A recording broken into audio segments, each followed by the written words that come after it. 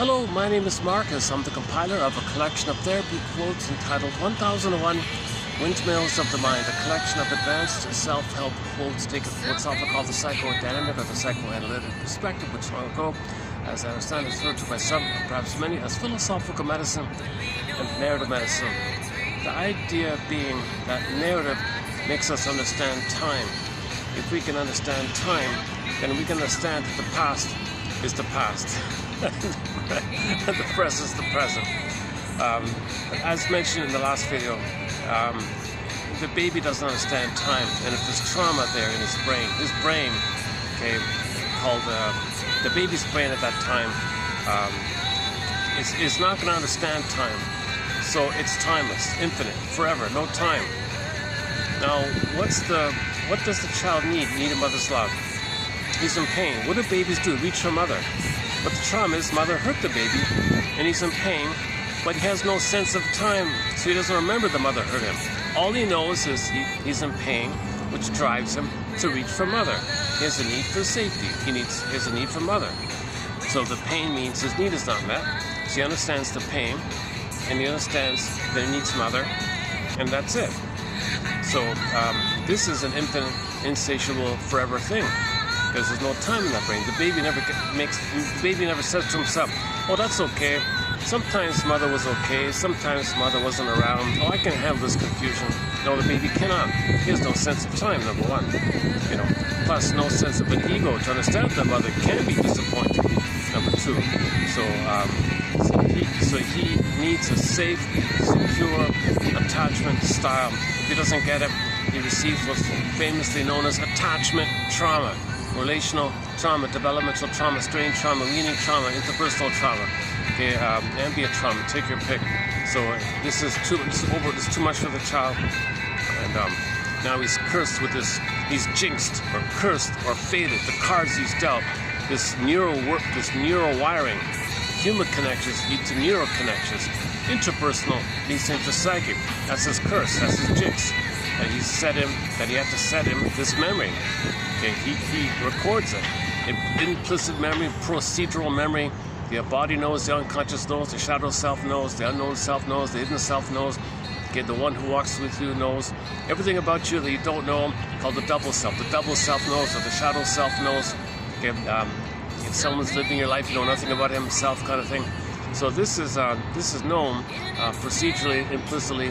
And a part of the brain doesn't know time. Now that part of the brain doesn't know time, only thinks about survival. For the baby's survival, it needs safety. What's the met? Pain, reach, pain, reach, pain, reach. It's a loop. So Paul Russell says, think of repetition, compulsion, and trauma as being synonymous. So the trauma is attachment trauma. Okay? The relationship will be misattuned, malattuned, and due to the relational trauma, it's a strain or ambience like the environmental strain, he can't develop. Yes, he develops in other ways, physically, cognitively, but he's not developing where it counts, where he feels real and alive to live and love in the real and alive place called the ontological self, the sense of self, the embodiment, the soul, the feeling self, a field or family self. Okay, this, the feminine principle, the feminine element, where you feel real and alive in soul and embodiment, this kind of place. Okay, the golden ball, the blue jay, and all that. You live there, and the capacities of this authentic core self, this real self, you got all these capacities. The quote-unquote regular, more human side of being human is there, who we're meant to be. So gratitude is sort of a common tone of having your authentic self.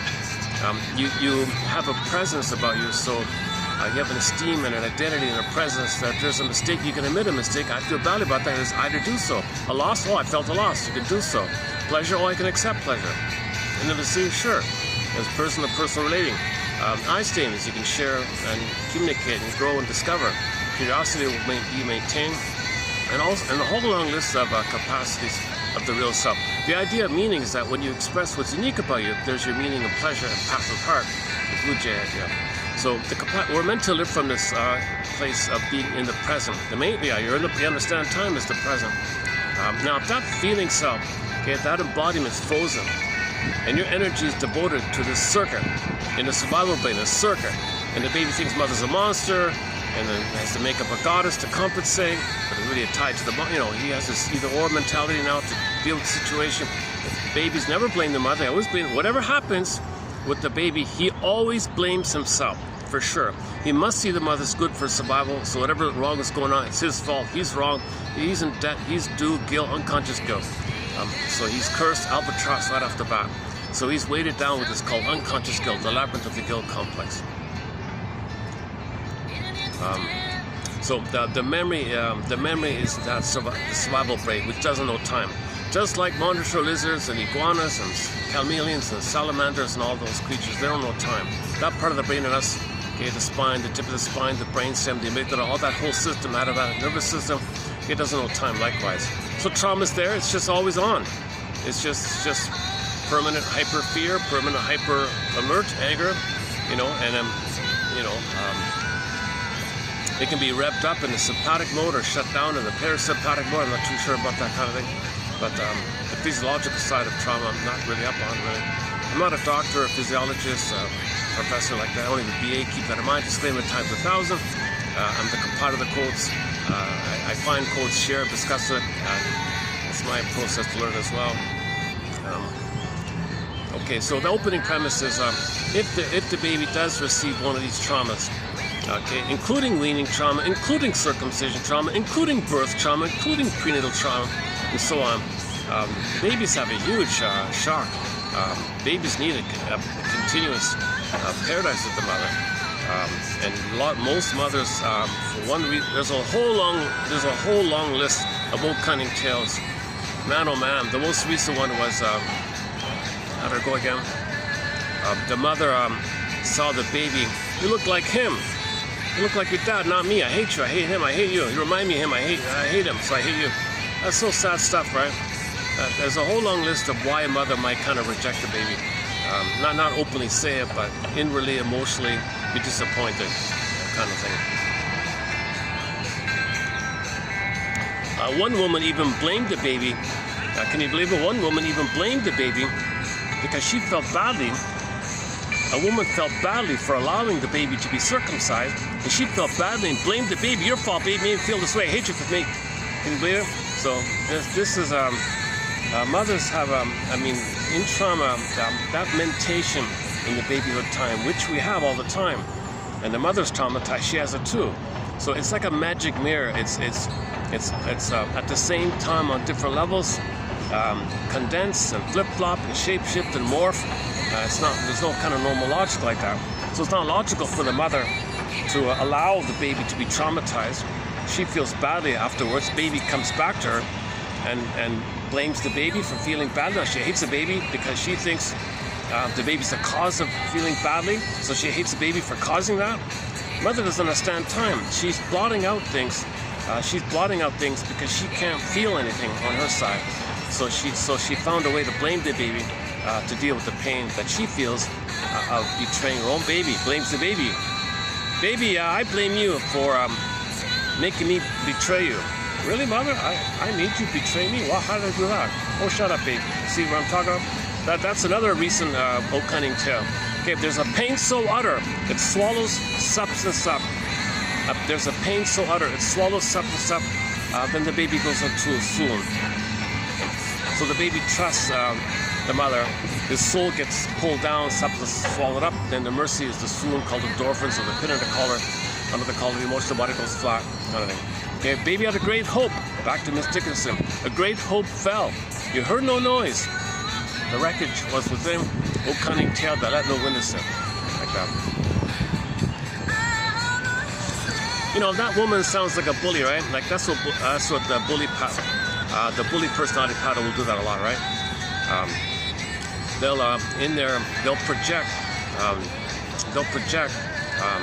their anger onto an innocent person and say they're angry. So in self-defense, oh, you're threatening, they have to be aggressive towards and the other person knows what you're talking about. So it's at the same time, many levels. And then when they hurt the victim, they say, well, of course, because he felt hurt. He's pretending to be the victim. I'm the victim. I'm her. I did it to that fusion. What he is, he is.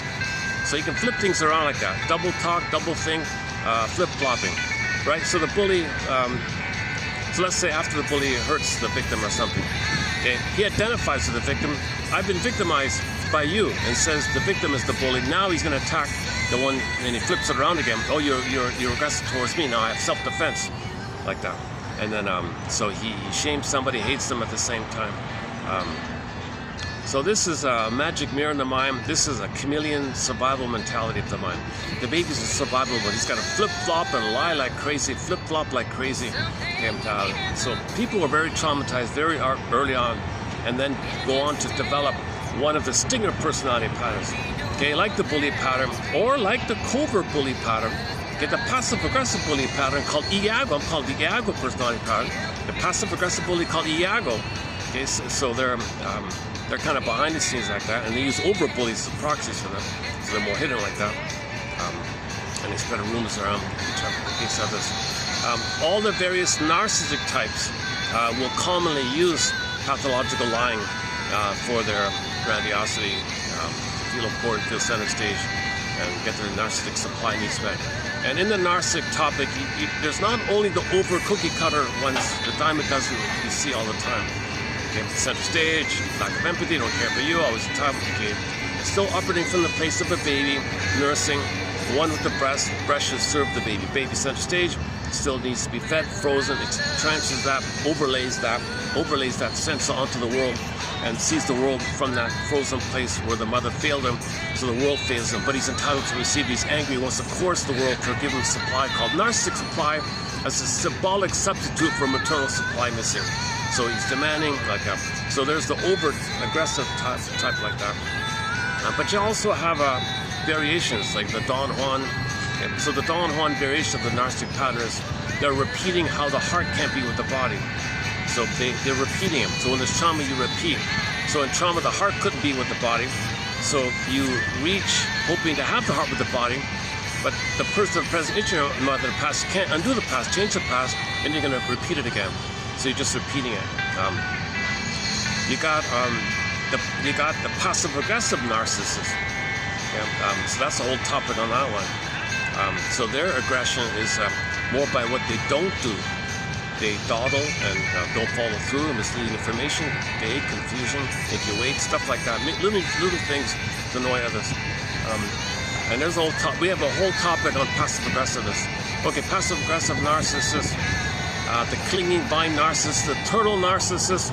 Okay, the idealizing narcissist, the covert idealizing one. Narcissist calls it the closet one. It's kind of like the voyeur one, maybe. And there's a few other ones. But embedded in all the stinger personality patterns, number one, they crossed over like the Faustian deal. Okay, so they shame themselves, they become the mother, and they shame themselves. So they got to see others as unlovable them. They play the aggressor, they Faustian deal. So they need others around to belittle and see as unlovable, unworthy. That's how they feel with them. But they're the mother who doesn't. So they play the actor. They flip, they crossed over, right? Faustian deal. If the pain's if it's too much pain, the baby crosses over, becomes the mother. He gives himself up. So he's got to find others to play the role of him, and repeats onto them what the mother did, and they're going to play the mother this time. That's part A. Part B is after they shame someone who's them, they say, thank you for playing me. Now I'm going to see you as my mother. I'm going to hate my anger and my mother onto you. Like that. So they're living in the past. They're living in the past. So, and it's timeless. There's no time like that. So the spinning around idea, okay, and think of it as a 45 record. Back to Berger's metaphor. Every neurotic is a music enthusiast, but he only has 145, which he carries with him everywhere he goes. Every time he sees a turntable with never-ending fiery ardor, he says, he plays his one and only tune. What's the tune? Cry for love, mother said no. But when stingers play, so trauma before team as the stingers, when the stingers play the record, in recreating the present, a new edition, a symbolic recreation of the past, hoping for a better past.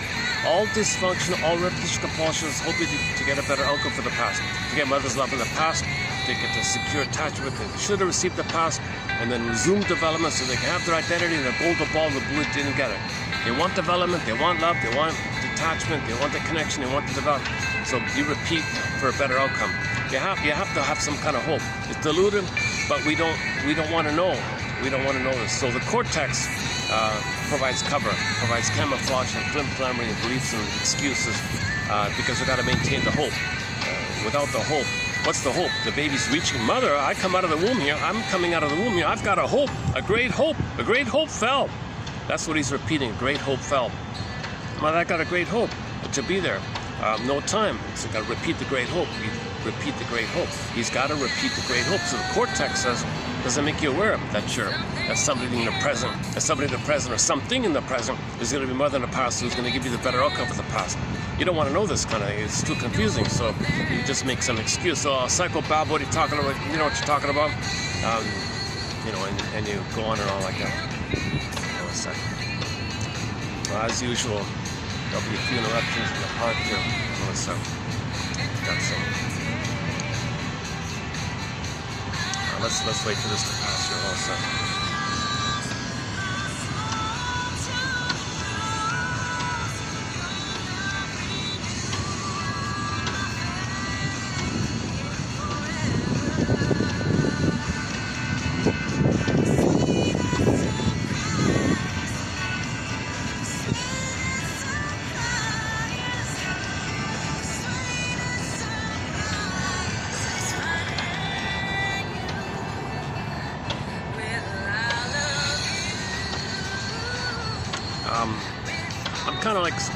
I'm kind of like skipping along with just. I'm kind of like skipping rocks a bit. I'm not giving you the full fleshing out all these points. I'm just touching on different points. There's a lot of content here. Where was I? I'm having a slightly off day today, so I'm not going to be as energized and refreshed as I can. But I just came across a book yesterday from 1930 by three guys who kind of gave a like a summary, kind of like summary notes of psychoanalysis as known up until 1930. Parts of it are not bad, so we're going to do 2 pages of quotes, and I'm going to present them here in kind of preview mode, mostly on projection, a little bit on rationalization, and a couple of others. And I thought they had like an in-depth sort of understanding of it. It's not bad. So it's a good add-on to our collection. The topic on projection, man oh man, I haven't done the count, but there's got to be a couple of hundred quotes by now. It's an important topic on projection, so stay tuned when we do the preview quote. It's called The Structure and Meaning of Psychoanalysis by Healy. It's a threesome. Healy, I forgot the other two. So Strawner, Healy, Strawner, and a third one. Now a lot of this archaic Freudian kind of thing, I just kind of skipped all this time. I still have a question mark about that old. I don't want to enter too much into this. Probably due to the translation problem, I don't want to get bogged down with the mistranslation of Freud. So we don't really have any Freud quotes here. Can you believe it? On the rare occasion, if the German speaker says Freud said or whatever, I'll include it, fine. But I'm not going to go by the English translation. It's really perverted and twisted. There's a real severe, cynical translation of it. And people have been struggling with it for over 100 years. Thankfully, others have waded through it. And things have been updated. Things are now called object relations theory. So we study the internalization of the relationship and how that memory affects us in the life, how the past overlays itself, manifests itself in the present, how the present is colored by the past or seen through the lens of the past. That's it. You study this kind of thing. So all of this activity is an attempt to get the love that we should have received, to get the happy ending, to get mother's love, so we could have gone through development. Do we still have that kind of hope? Give thee all hope for a better childhood past, somebody said. So we have to give up. So ultimately, you want to give up this kind of hope. Until we understand this, we have this kind of hope. This hope is called symbolic acting out. where you symbolically repeat in the present. New edition is symbolic of the past. So the repetition compulsion is when the person plays, the 45. So the wiring means you're living in the past all the time. You're not enjoying the present. That's neurosis. So you carry the 45. It's your one and only tune. You cry for love. You're in pain. Mother rejected you. Ouch. And you play this ouch tune. Okay, mother didn't love me tune. Where's mother? Why didn't you love me tune? Ouch tune. You play I want a better outcome tune. Whatever we want to call this tune, it's your one and only tune. You play it over and over again with everybody, potentially all throughout your life. But the only way to do it is to recreate it in the present in some kind of mirage-like way. Yes, you understand the present, but you're using it for the agenda, for the emotional issue of casting people into roles to restage emotionally, psychologically, feelingly, expectationally. You want a better outcome for the past. Repetition compulsion means you want a better past. You want mother's love in the past. Repetition compulsion means you're living in the past, dwelling in the past, lingering in the past, and you're in pain and you want out of the pain. The pain makes you reach for mother. The reaching for mother is the repetition. So in the present, you want to reach for mother. How do you reach for mother? So there's two ways here. In the more disturbed way, quote-unquote perverse way, let's say, if the pain is too much and the baby crossed over and he plays the record and the person plays the 45 in the present and they want to recreate in the present a new enactment like theater, acting out, called acting out. You transfer the past to the present, called transfers acting out. So it's like actors. So you have the record and you play the script. What's the script? You cry for love, mother said no. Now when you replay the thing with somebody, it was too painful. You don't want to play yourself anymore. You made the Faustian deal. I'm not going to play myself anymore. Too much pain. That's too much pain. I don't want to play me anymore. I don't want me anymore. I don't want to play me. I don't want to replay that. Oh, the Faustian deal. Faustian deal. Oh, okay. All you got to do is be the mother. That's what she wanted. She wanted oneness. So join her. Make that deal. Be your mother. Identify with the aggressor. Identify with this doer. You'll be active, and you won't be the victim. You'll be the aggressor. I don't get it. Well, all you got to do is sell your soul. What do you mean? Well, you got to find someone to play you, and you got to see your soul onto them. So you're going to project your soul onto them or attribute your soul, called projection. You don't want to know your soul. It's too painful. Your feelings, your emotionality, your budding beauty, your emerging self called your soul, your body. It's too painful. When something's too painful, suppressed, you project it. So you got to find someone on the outside to imagine, think, believe, make up, just hallucinate that they're you. So you deny it's within, you repress it within, but you got to find someone on the outside so you can project it onto to make you unaware that it's within. The more you repress, the more you project. Projection is the outcome to make you not aware that it's within. It is within, but you don't want to be aware of it, so you find someone else. That's the deal like that. So when you play the 45, okay, you see somebody in the present as you, having a potential budding beauty, having innocence, or having some kind of wish for love, or cry for love, or kind of the quote-unquote human side of being human, something about development, something about need, something about attachment, something about love, something about growing and learning and curiosity, something in that human developmental place. Attribute someone else in that kind of category. Okay? Aha, that's you then. That'll play you. You play the mother. What's the script? Mother squashed your budding development, your budding beauty, your emerging self for development, your need for development. Your mother crushed your need for development. Okay, so others, you see something, some glimmer, something about them. They're curious. They like something. Oh, you like something. Oh, you like something. Oh, you have interest. Oh, you have interest. Oh, it's me. Okay, so you'll play me. Yep. Okay, and the script is mother squashed me. So you're gonna play me back in the nursery. I'm gonna play my mother back in the nursery.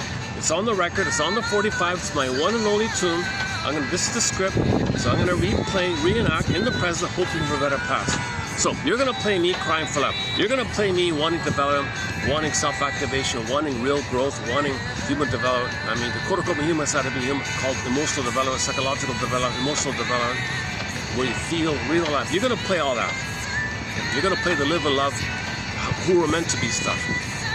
So you're gonna play, I'm gonna see you in that role. Okay? Because I was that originally. So you're gonna play me originally. And I'm gonna play the mother originally. The mother originally, okay, wasn't around. Mr. Toon, Malatoon, okay, she was emotionally unavailable, rejecting, squashed it, blaming for whatever it was. She did something that invalidated me, didn't meet my need. So I won't meet your need. And I felt a lot of rejection and shame. So I'll just make you feel rejected and shame. I'm just gonna replay and recreate. So I want a better outcome. But you play me, I'll reject you, and by doing this exercise, I hope to receive mother's love in the past. Whoa. Well, I hope you receive my mother's love in the past, and then you're me, so I get mother's love in the past, however you want to think about it. So all dysfunction, all psychotic thinking like that is the hope for mother's love in the past. You replay the cry for love in some way or form, and you hope for mother's love in the past. It's twisted stuff. Well, if others are you and you're going to shame them, how are you getting mother's love in the past? You have to cry for love again, but you don't want to feel it, so someone else shows it and you squash it, okay? And you feel and you fulfill the mandate to cry for love. They cry for love for you, so you fulfill the mandate. Now you play the mother, so that's trying to please your mother, placate your mother, trying to have the power of the mother, makes you feel important. If the baby's a little god, mother's a bigger god, you'll play the bigger god, kind of thing. So you feel important like that. You're the active, you're not passive, so you feel important. You get some kind of shatter for it because the tension you felt can be released when you play the mother, others play you. This is perverse humor, dark humor. This is the superiority theory of humor. When you shame someone, belittle someone, you feel superior because the mother was superior. Originally, you were inferior. Oh, they'll play you. You play the mother. That tension mechanism is called a dark humor, black humor, like that. So their humor is perverse. It's sick. It's, disturbed or sick. Or they call it perverse humor. Or sick, we call shatter fodder. So it's not like healthy humor where everyone's better off. It's humor in the idea that there's tension release. But the only way he feels tension release is if he plays the mother and someone else plays him. It's perverse stuff. It's perverse to think someone's you and hurt them, and you play the mother, and you feel safer being the mother and someone plays you. And so instead of being the passive you to the mother, you're the active mother aggressor to you. And then you feel a little tension release for a moment. For a moment, you flip. When you do the flip like that, you have a perverse humor. So all this dark humor, cynical humor, sarcastic humor, put-down humor, shaming humor is in this category. It's addictive because when there's pain, you get endorphins. And you're addicted to the endorphins. To get the endorphins to numb the pain, you're just repeating the pain to get the endorphins. Pain, endorphins, pain, endorphins. So you're just kind of dependent on getting away from the pain by getting the endorphins or something. So I'm not too familiar about the chemistry of this kind of idea, but it's considered addictive. Shatterfoot is considered addictive. The whole narcissistic personality structure is addictive. The Faustian deal is addictive. There's no time, live forever, you do it forever, got the mother's power. Something you cannot feel in an instant, but we know that it's real. This part's gonna get busy soon, yeah.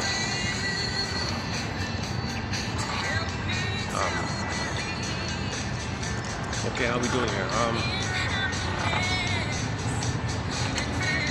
Okay, so once again, the opening premise is repetition compulsion. Paul Levy-Russell is our key lead author on repetition compulsion. We repeat, hoping better past. So aspect one of it is what we just said. When you play the record again and again and again, you hope for a better outcome. It's not going to work. The present's not the past. But you have the compulsion to cry for love. It's just twisted around a flip-floppy thing, but you cry for love. Pain, numb, do it again. Pain, numb, do it again. And this whole exercise kind of buries the pain, and you get it's called psychomasochism by Berger, because you sugarize the pain, you liberalize the pain, you bury the pain, because the hope buries the pain. If you're unaware of the pain, but the pain is always there. But your activity of feeling important triggers the time of being one with your mother, and you feel special, important if you're one with the mother, called blissful feeling when you're one with the mother. So you trigger those feelings of when you were one with the mother to momentarily feel the level of that oxytocin and serotonin of feeling safe and tension release when you feel safe. and attached momentarily from the stress that you're constantly feeling. So if you're constantly feeling tension and stress, if for a moment you can shame someone who plays you and you're the mother, for a moment you can do the blipping, you can do this blipping thing, you feel tension release, you blipped up the oxytocin and serotonin above the set points of too much cortisol, adrenaline in your system, the set points are too high, blip up the good old days by being the mother, for a minute you get a release. When there's a release of tension, it's called humor. The energetic release of when the tension is dissipated, it's a humor mechanism. So the person laughs in a kind of at your expense kind of laughter. Look at you, you know. So you have this. It's not like a healthy laughter like that. You can kind of hear it sometimes from tone. Sometimes you can't tell. It's a tension release, right? So.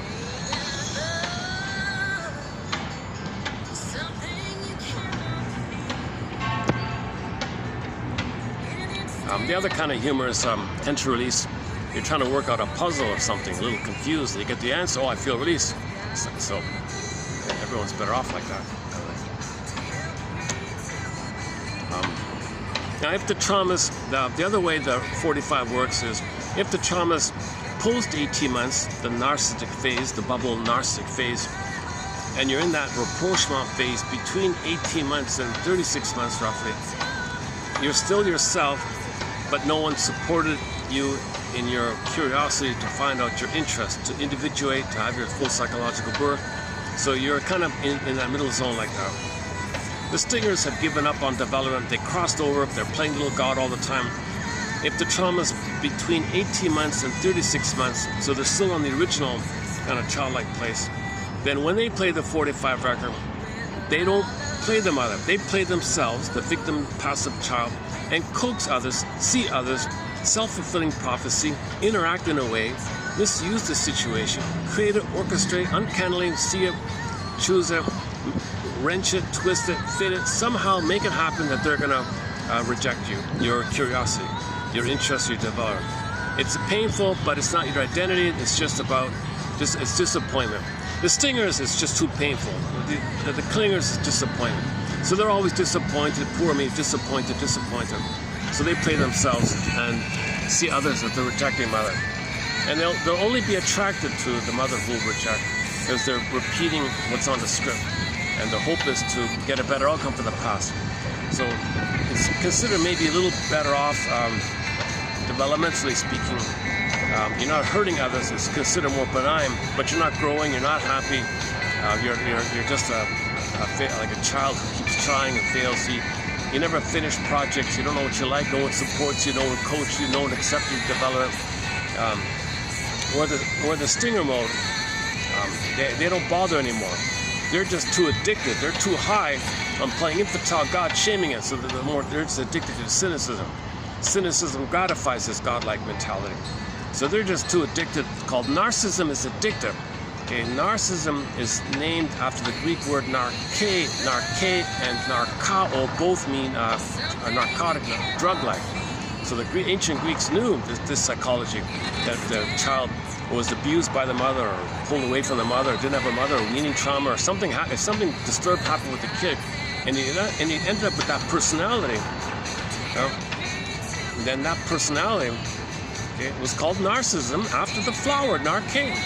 So they create a story about a guy who was never mirrored by the mother. Narcissism looks into the reflection, and mother then never sees mother. He only sees himself. He's waiting, mother never appears. The poor guy dies, turns into a little white flower. The story refers to this idea. Mother never appeared.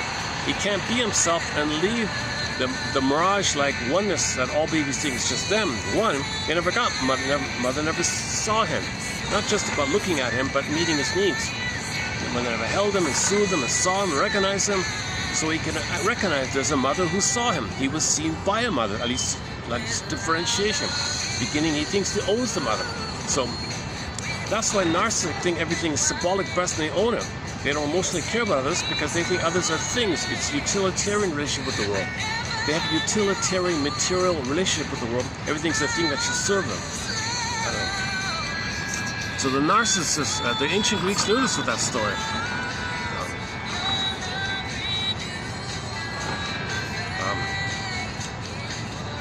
So it's called symbiosis. The baby and the mother are one. Fusion, merging, mother infant dual unity, participation mystique, unia mystica. That's why you recognize the narcissist, right? They gotta find a way to lie, to charm, to appeal, somehow pull you in to get their supply. A typical pattern is if the clinger marries a stinger, big mistake, because the stinger's thrilled to have somebody to shame and hate and get supply, and then when the clinger wakes up 6 to 7 years later, says, ouch, I can't believe I did all this. I was hoping we'd grow together, develop together. They're mocking you. They think you're such a sucker because they're just thrilled to have somebody to shame and hate because they're married to mom. They were never married to the partner. They cannot do mutuality. Mutuality has not entered into the psychological picture. Gratitude and affection and heart and a body have not entered into the psychological, emotional picture for the narcissist and so on. They never got mother's love for that to occur. So they're just repeating what had happened to them. So they need someone to play them to reject and hate the way they were rejected and hated, as they believed. And if they never forgave the mother, the narcissist never went on any kind of introspection to understand that the mother was impaired. She was traumatized herself. The mother on her end was hoping for a better past on her end, so she's living in her past. So in the present, she was still in her past, not emotionally available in the present to love the baby. And that baby grows up, never forgives the mother or understands the mother, called forgiveness.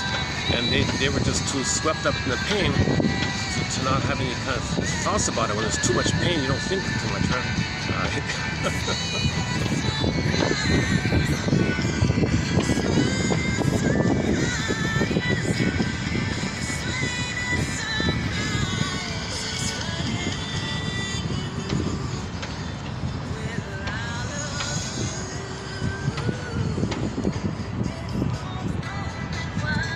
Go like this.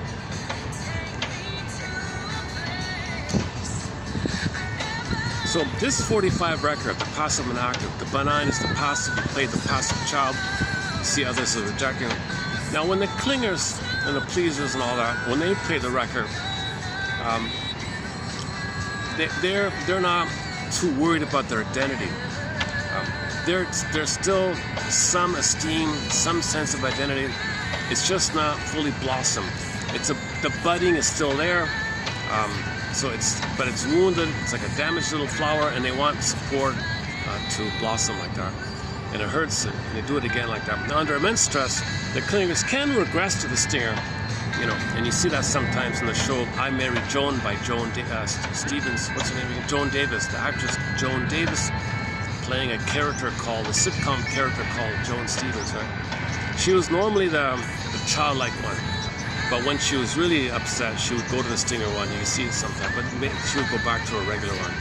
So if the clingers are helpful and pleasers and caretakers and give her like little children, they want to please you and all that. So she was always trying to please and be charming and likable and all that.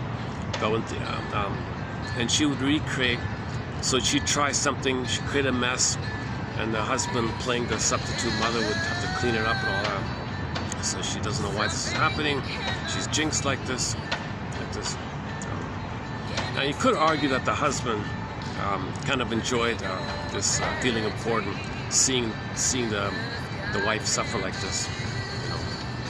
So he might have been like a stinger kind of guy, because he didn't understand or have the emotional wherewithal to support her curiosity, her interest, and be supportive like that, because he's too addicted to feeling important by having someone around emotionally distraught, so he doesn't feel his emotional distress. So she was acting out what he couldn't feel coming, so he felt some superiority relief like that. So it could have been like that.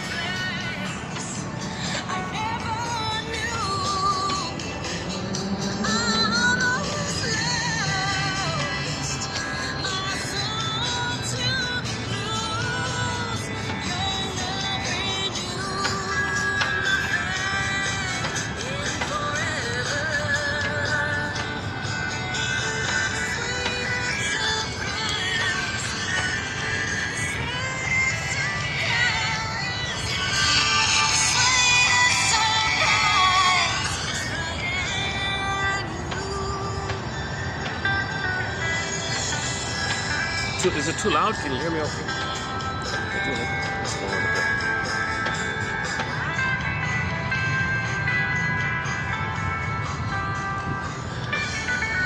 a bit. Okay, hang on, let's do this. Let's turn it off there. Hang on.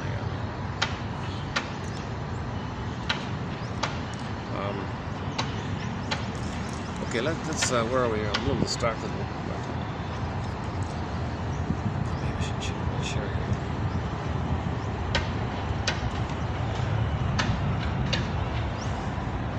Let's see if I can keep going. If I'm still distracted, I'll have to move. I'm kind of limited with privacy and space here. Luckily, nobody uses. Luckily, I have the chair, so I have a little flexibility. The guy's staring at me. Oh, Jesus. Hang on a sec. Let's see if I can move here.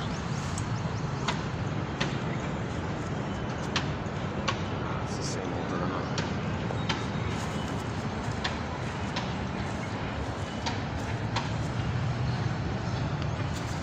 Maybe, let's see. Maybe I can go here again.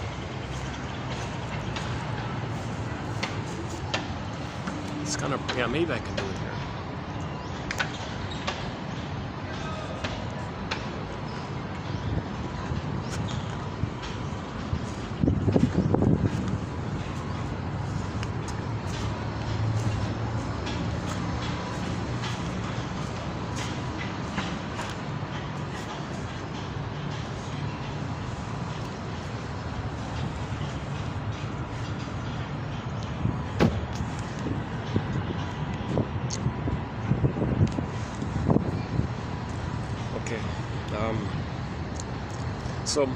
So point number one is that repetition compulsion in these two forms, okay, you're hoping to get the secure attachment, the need that you should have received, because you want to develop and have your embodiment and the capacities of the real self and live a love in the present.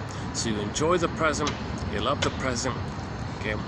Once again, every neurotic is a music enthusiast, but he only has one record. See, you want to be an enthusiast, you want to enjoy with enthusiasm the present, but you're not in the present. The present's blotted out. You just sleepwalk and cherry pick the present, see it in a way to fulfill the mandate that you have to get a better past. So you can then be able to live and love in the present. This is the hope idea. Back to psychic masculine. The inner machinery. Mark Twain calls it the misery machine. Berger calls it the inner psychic rigmarole. Is when the baby. How does the baby feel by all this? Like, what's under the hope? Okay, he's got a lot of anger that rebounds in on himself. So the hope is maintained by his own anger at himself. So originally, when the baby cried for mother's love, okay, it started off as a signal, communication, expectation. Okay, mother didn't get it, miss a tune, because the bond was broken. Okay, maybe hates the baby, like that reason mentioned before. She's got unresolved problems in her past. She's living in the past. She's got too much pain in the past. She can't be in the present. She is not emotionally available in the present. She's living in her past, waiting for a better path. She might even shame the baby to replay her past, or the baby plays her, and she plays her mother, and replays her script where she was shamed by her mother. Baby, I'm in the past. In my past, my mother shamed me. So you play me in my past. I play my mother in my past. The script is mother shame me. You're me, I'm her. I shame you because you're me and I'm her. So she's actually just recreating in the present a new edition of her past, pulling the child into her drama. Okay. The other version is, baby, I have the hope to get mother's love. So you play mother for me. Whoa. Overwhelmed, not being seen. Mother, you're not seeing me for who I am. I cannot see you for who you are because I don't have a beingness to do so. I never got mother's love to do so. So why don't you be my mother so I'll make you a deal. You be my mother so I can have the ability to love you. All right, mother, but how but I need your love to help you. How can I help you if you don't love me? That's your problem, baby. All right, mother, don't worry. I'll develop an oral fixation. I'll look for symbols of you through cookies and food and material and money and people. I'll look for mirages of you, and I'll hope that one day one of those mirages will be you. So I'll get your love, and if I can get your love by you loving me, then I'll act like the mother that you should have received. What an imagination, right? Like, isn't it bittersweet that the child will dedicate himself to such an impossible task? How can a baby growing up being an emotional eater win mother's love in the past? Number two, even if magically he could get mother's love in the past via the cookie, can the baby can the person then invent a time machine, take the mother back to her past and morph into the need a good mother that she should have received, so that the mother could have been loved by the baby playing the good mother for her, and then the mother can have been loved and then has the baby and loves the baby. Isn't it bittersweet? So you're tied to this thing. You're tied to this thing, and you gotta have the tie, because that's the hope. Now the baby's angry at this, so when the baby's communicated his distress, his fear, his shame. I can't do all this, mother. Mother, I really can't do this. I feel a lot of fear here. I'm sure I cannot do this. No, that's your job, mother. Now I'm angry. That's the final pathway. The final pathway is the fury and rage. Well, that's your problem, baby. It rebounds in. So the baby anger towards the mother is an SOS for love. It rebounds in, SOS for love to the mother, but morphed into anger, destructive, devouring, so he's hurting himself, called self-hatred. The baby now hating himself equals his cry for mother's love. In order to have the hope that one day he'll win mother's love, he's got to hate himself. Hating himself equals the hope for mother's love. To maintain the hope for mother's love, he's got to hate himself, because they're equal. That hating himself, you got to think of it like sort of like a line, like a thread, or so like a. So the cry for, like the energy line, the baby cries for love. You add the tension, add the fear, add the shame, turns to anger, right? It's devouring now. The baby's in rage. He has fantasy to control the breast, devour the breast, the oral rage like that. Mother is blocked. Okay, now this SOS cry for love, okay, it's going to rebound in on himself. This is still love line. The love line turned to rage, hate. He's hating himself, but it comes from the love line. It just loops around like that. So it's the same. There's only one love. There's only one line. All life force is object seeking. And Fairbairn's famous line. All of the baby's craving energy is to get mother's love. To turn to anger, it rebounds into himself. So he's a continuous self-hatred, as a continuous cry for mother's love. Berger says this is quote-unquote major crime. How does he deal with this pain? He can't know this pain. He can't know mother rejected him. He can't know he's hating himself. He can't know what we're talking about here. So he's gonna enter in the brain. There's too much stress and adrenaline going on. Enter Pandora's box. The final one was hope. That's called dopamine. Now the brain the dopamine set points will be too high. Enter Previk's book called The Dopaminergic Brain, The Dopaminergic Mind, Dopamania, whatever it is. There's an excessive amount of dopamine. Dopamine is the future and the hope and anticipation and excitement, the chase for a similar mother. So that's the hope. Dopamine gives you the hope and the panic because you're in pain. Hope means chase from mother. You're in pain, you need the excitement and the mania to chase from mother. So that's the dopamine's too high, so you're always in chase mode. Now when you're in chase mode, you feel important, you anticipate getting mother, you're active, you're not passive, you're taking charge, you're infantile megalomania. So you're not passive, you're active, you're gonna do it, you're gonna take charge, you're in control, you're a little king and a god. You're gonna buy the cookie machine, the cookie, whatever. You're gonna go to the vending machine and choose the right cookie. But you're not just a passive victim, you're actively doing something. So there's the status that all babies think they create everything. So you're going to create something. I'm going to create I'm going to create getting mother's love. I'm going to create it. Because when babies do get mother's love, they think they created it. So now he's creating it.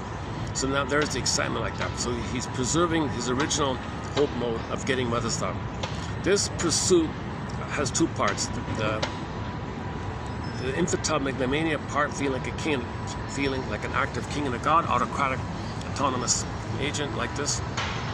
And part B is that when he searches for a symbol of mother, money, material, cookie, wine, gambling, promiscuity, the symbol, oral fixation, a long list of oral fixations.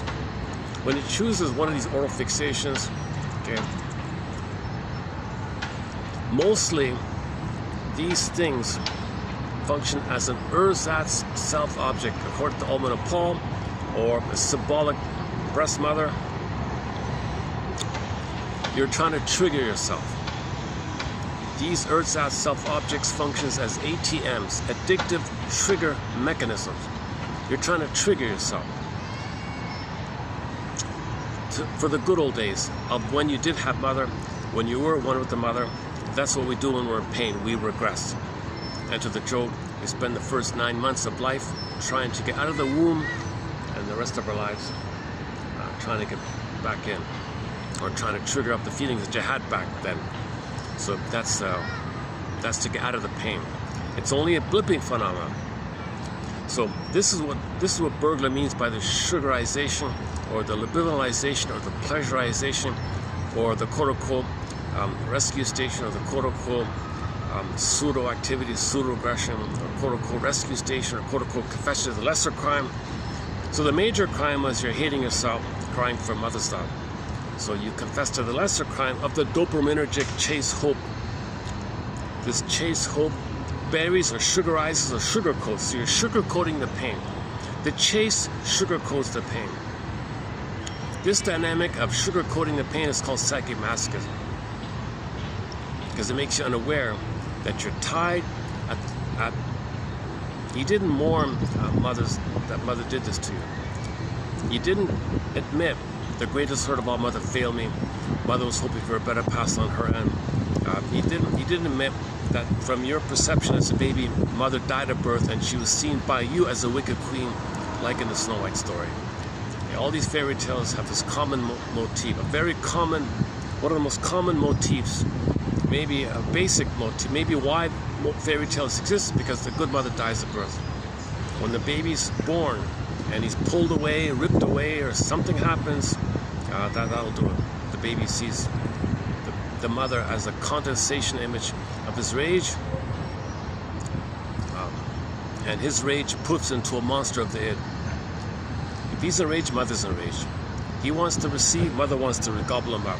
Things are exaggerated, primary process thinking, primary imitation, monsters of the id. For this point, check out the film Forbidden Planet, 1956 science fiction film called Forbidden Planet. It's all about this point. Monsters of the id. It's within. Okay. On this point, play the song by Delirium called Self-Saboteur. Can't you see? Can't you tell? It's within. So your anger at yourself get visualized or picturized as one of these characters. The guy with the horns, Howling Man, Bilabai, Ari Man. Why is it the guy with the horns? Okay. The common one's the guy with the horns, right? I'm still in guessing mode here. I haven't seen anybody really say this. That maybe the baby senses, like when the baby's under stress, he's no way he's going to see the mother as a full person.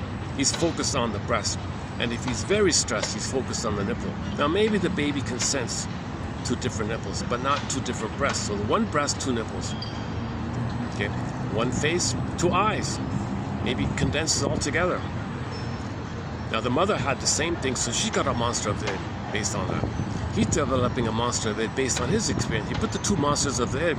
He got this scary wild entity, Medusa, Cyclops, whatever, scary entities. And then storytellers, what enraged animal out there has two dangerous spikes, nipple for the nipples? It would be the horns of the goats or something. I'm guessing like that. So that's attacking yourself. This bull-like character, and why is it half human, half animal? Well, that's because undeveloped. It's not the child's not developed, the mother wasn't developed, so the potential to develop So still in the survival, and it's a rage. That's why it's a charging bull, a rage character, steaming his bull, the huff and the puff of the bull and all that, charging, steam from his nostrils and all this. So this is the image of the baby's rage at his mother, mostly, in relation to the mother. It's condensed. You got to take all these different elements, put it in a mixer thing, put it in a shaker thing, like in the restaurant, with the ice cubes, shake, shake, shake, poof, monster of the egg. It's usually the guy with the horns, but this can take thousands and thousands of forms. Just take a sheet of paper, draw something that's enraged and wants to gobble you up, and put it in your head. That's what you have in your head.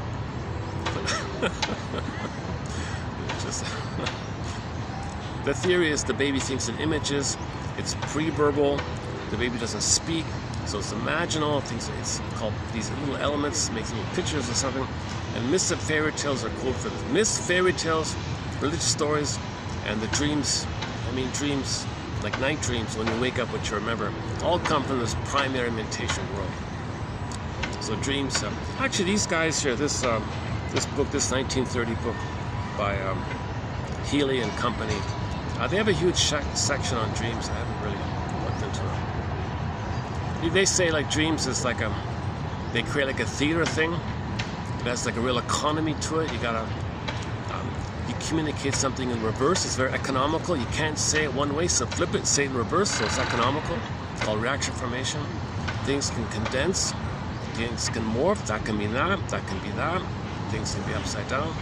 It's very efficient like that, and they got to fill in to make a story, to make sense, to bring things in, to pull things in. So it's like a theater of the mind. It's really like a theater of the mind to create some scenario to help you to feel. So you got the manifest of what you remember, but the latent is all that under stuff.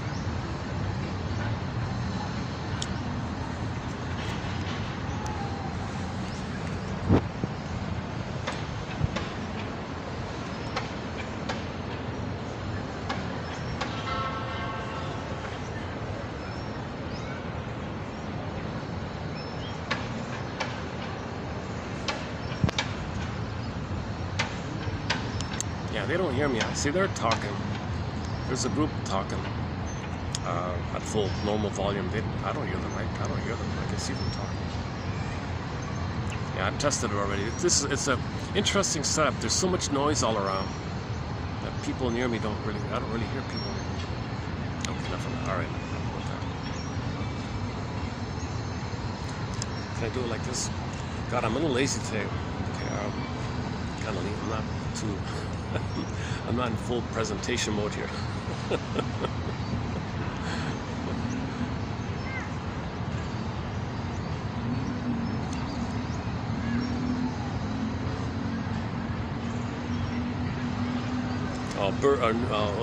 A news item about a bird. Apparently a local, I forgot the name. There's a bird that's common to the area I'm in here. So there's a little bird, colorful little blue-green kind of bird, a little baby, small-sized bird that's common in this area here, Asia, sort of China, Thailand, I don't know, that sort of area, right? Malaysia maybe. That's common in this area, and it's never been seen outside this area. But somebody said they found one in West Coast, somewhere near Vancouver, Vancouver, Canada, and a bird watcher took a photo of it, and everyone was freaking out. Wow! Forgot the name. I'm reminded of the moonbird. It's also a scrappy little bird that flies across the ocean. It flies from the South Pole to the North Pole and back again in 1 year. It does it every year.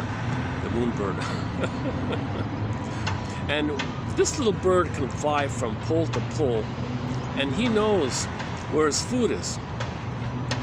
No matter the weather, whatever it is, oh, there are my favorite crab eggs over there. I'm going to go there, pause there, have lunch. It's unbelievable.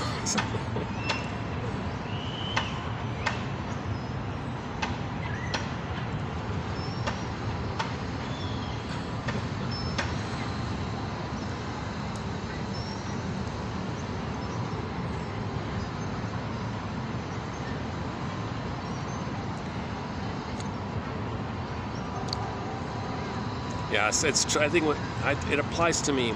Your learning begins when you leave school. Then you start to learn. So the rest is just.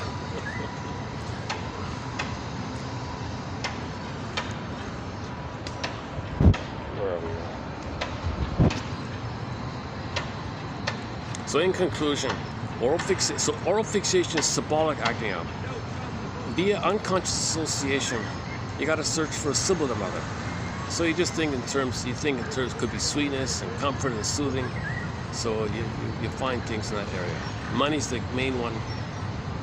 Material, matter, mother, stable, serves you, comforts you. You can buy things. So money's important. So money's mother. Money's a symbol of mother, basically. Enter Edmund Berger's book called Money and Emotional Conflicts. The problem we had with the mother, we transferred onto money. And your relationship with money is a continuation of the problem with the mother. It's called money neurosis. So in the labyrinth, like at midlife, when you have a lantern and search for yourself, you go. That's the midlife audit, the midlife scrutiny period, hero's journey, second journey, usually around midlife. You need a lantern. Emily Dickinson says, "I have a lantern and I'm searching for myself." Okay. So before you get to Medusa, the main issue here. Or the Minotaur, same thing, the main issue here. Remember, the Minotaur means something gobbles up your feelings. So the metaphor is, in the unconscious, something's gobbling up your feelings. So the story is, the guys are thrown in the labyrinth, and the Minotaur will gobble up the fellows. Again, it's a symbol, symbols are not real. It's code for, again, code, it's code for, okay, when you try to feel gobbled up, feel gobbled up, feel gobbled up. Who's gobbling us up? Well, they create a Minotaur. Okay, that's the mother. The mother. So breast, okay, nipples, okay, enrage, half human, half animal, charging, enrage, gobbling, oral rage. So the oral gobbling, that's your need to take in. Put on your mother, attack on yourself. So you're gobbling up your own feelings.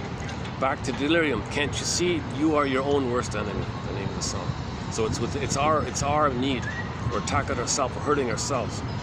So before you face this core issue with the Minotaur, okay, you need a thread to guide you. So these quotes are like a thread, like a lantern, night vision. Okay, like so in the Medusa version, the Perseus one, you need a reflecting shield quality to reflect on it. Could it be this? Could it be that? Okay, sort of discrimination, sort of discernment. You can discern that symbolic needs are there because the real needs are not met. Defensive needs versus the real needs you didn't get.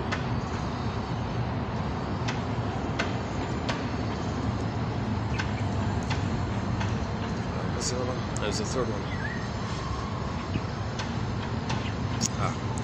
Okay, anyway, so when you enter into the labyrinth, the first mini labyrinth, before you get to the main one, is the Someday complex. I'm basing this on the Twilight Zone episode called Shatter Day, where they divide the healing journey in 7 parts and name them after the days of the week.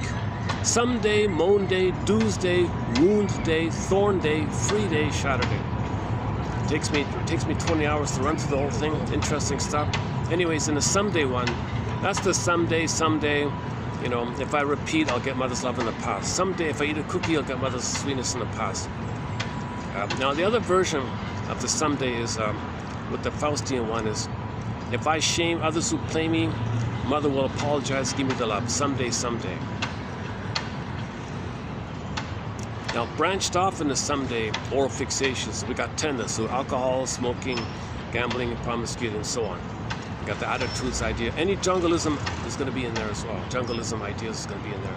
And then it branches off to a major door, the money complex, or the labyrinth of the money complex. Anyways, if you can do all this and give thee all hope for a better childhood past, and you get your moan. If you get a moan, oh my God, okay, that's moan day. You got to get to moan day. Then, okay, after moan day, you go deeper in the labyrinth. That's the doomsday. That's the guilt complex. So that's a lot of material there. We covered 2 Twilight Zone episodes. One called Shadow Play, the revised one. The guy is the Groundhog Nightmare one, and another one called the 30 Fathom Grave one. 2 Twilight Zone episodes. and a few other material. And there's more. There's a lot of material. There's 10 hours on that one. There's guilt complex, the moral defense, fair bear. You're not guilty. Nonsense. Nature's greatest miracle. But the key point is, no matter what happens to the baby, he will always blame himself. Therefore, he's guilty. If he's in pain, it's his fault. Babies do that because they must see the mother's loving and perfect and goddess. So to make some sense out of it all, he concludes he's wrong. So you got to upgrade this thing. It's a very deep thing to do, a very hard thing to do. If you get out of the guilt complex, the dues day, like your due, debt, obligation, guilt, debt, due. Now you're not responsible, bittersweet. No, no, it's my job to save the mother. I have to save the mother. In order to save her, I got to eat a cookie to be loved by her, so I can save her and invent a time machine. Isn't it bittersweet? You're doing all this stuff. Anyway, that's 10 hours not material. Then after dues day, before you get to the wound day, now you really got to enter into free association. Enter the Disney film Inside Out. You see the stream of they called it the stream of consciousness. They got the little broccoli boat there. They hopped on the boat and they rode the stream of consciousness. Okay, that's called free association. Say what comes to mind freely, just spontaneously. See what comes up to mind. If you relax, say what comes up to mind, and you got to be conscious of it. It's not hypnosis. You're aware of what you're saying. Oh my God, did I just say that? Okay, what does that remind me of? What does that suggest to me? And just keep riding that boat. Dream interpretation, same thing. It's a letter from your unconscious to your conscious. And same thing with your dream interpretation, free associations, and looking for patterns and so on. Study projection, study defense mechanisms, and it's called the whole kind of journey. It's the working journey like that. Okay, now before you get to the wound day, the core wound day, Baba Yaga is going to appear. She's the guardian of your healing. So nature has an innate healing process. The guardian of your healing is Baba Yaga. She says, "Oh, you want to heal, do you? Can you demonstrate some sense of both and?" If you still apply jungleism terms and you still use babyhood either or thinking, black or white thinking, my greedy or greed thinking, Schadenfreude thinking, Schadenfreude humor, cynical. If you still have this kind of jungleism thinking, you can't heal. So she blocks it like that. So you got to demonstrate some kind of both and, you got to find the third side of the coin. So the Robert Bly, his example was basically, is it A or B? Well, it's 70% A and 90% B. Something new. It's not either or. Some kind of both and. So that was the idea like that. Enter the comedian Steve Barron. Somebody asked him, "Mr. Behrman, are you an evolutionist or a creationist? Come on, which is it? Either or." Well, I believe we were created to evolve. So you have to find something new that includes both sides. If you think in either or terms, you cannot heal. Splitting precludes mourning. Rinsleigh's line. Either or thinking precludes, won't allow mourning. That's what Baba Yaga is there for. I won't allow mourning. You won't get to wound day. Wound day is when you mourn. You got to lift the thorn, right? You got to have this abreaction, the catharsis, the phoenix, the firebird. That's the wound. You got to face it. You got to get both and thinking. Only with both and, that's the reality. You can't heal if you think your mother's a goddess or a demon, and you think either or all the time, and you're worthless, no good, or you're special, entitled, chosen, this nonsense. You can't think in either or, that you're special and others are no good, or mother's a goddess, mother's a goddess and other people's. You can't have this kind of either or, my greedy or greed. Any kind of jungleism attitude, any kind of jungleism attitude, that's trauma in that survival brain. Healing is about living and loving and feeling, not just stress, anger, fear, and anger.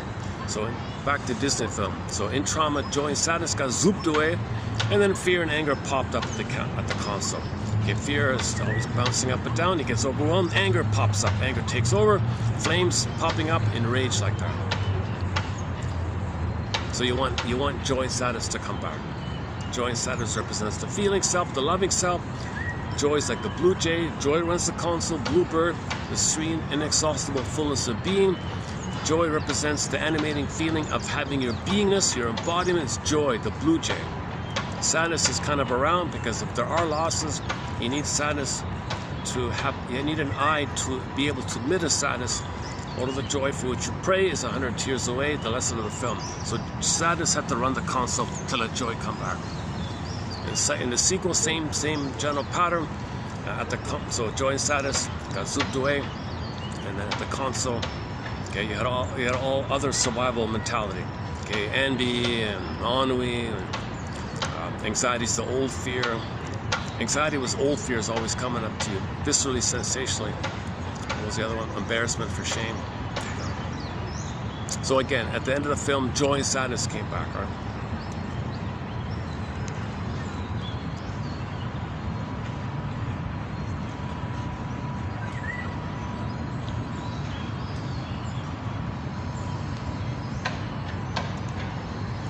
Actually, I was thinking for this video, it's the first video of the year, I was thinking of doing like sort of like a sample of greatest hits of the collection, and but maybe we'll do another time. Yeah, I want to be in a real fresh mood to do all those.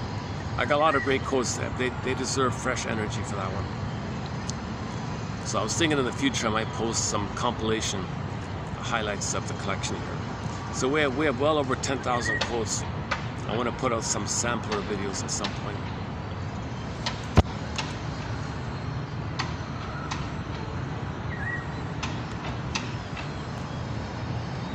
Basically, if you read 10, I think you'll find one. I think there's a good chance one will. Who knows? It's unique for everybody. Depends on numerous factors. Again, this is for people in midlife. These quotes are for people in midlife. And people still in the early youth kind of place, they're too busy. Only when there's some kind of a hunch that there's something off, something's wrong. There's something unprocessed, something unmourned. There's some kind of hidden trauma going on that's blocking your happiness or something like that. Okay, that's a major one. This between the guilt one, the dues day and the wound day. That's a major one, I think. Anyways, if you do finally get the wound, okay, what's going to happen is the phoenix. So in the Disney film, the orbs rushed up. That's like the phoenix or the firebird, the emotional knowing. So you feel real alive again. The pin pops out, your emotional body comes alive. You feel alive again. Okay, that means that when you face the wound, the thorn or the pin gets popped out, okay, and then you feel real alive again. So that's the thorn day. So it's kind of the wound day leading faces the thorn, and the thorn is pulled. When you face the wound, the thorn is pulled. Now you're free, the free day. Now you're embodied with the free day, emotional. Bob Marley, emancipate yourself from mental slavery. None but ourselves can set us free. So now you've freed yourself. You know, that freeing of yourself is symbolized that when you face the mother complex, when you face Medusa, okay, sometimes you look at, so when you parse out your rage at your mother, she failed you, when you parse all that out, Medusa gives birth to Pegasus and Chrysaor. So a similar idea. Now you're the rebirth motif. Now you're born again. Okay? Now you got your feelings. Now you can do from the feelings. Snow White, similar thing. The miners were the dwarves were miners. They would mine up. Unconscious material, gems from the ground, unknown. Bring it to consciousness. Okay, so Dorothy would befriend the dwarves. The dwarves are helping her. They want to accept this kind of process of making the unconscious conscious, unconscious conscious.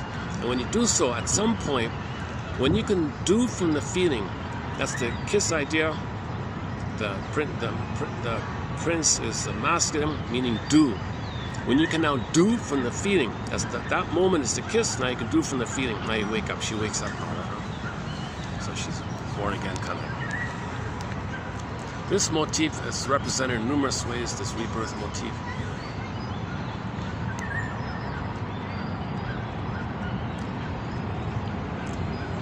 And then Yeah, and there wouldn't be a minotaur anymore. In the labyrinth, there would be no more there'd be no more minotaur, or the minotaur would morph into a regular bull, and it wouldn't bother you. You know, it'd just be.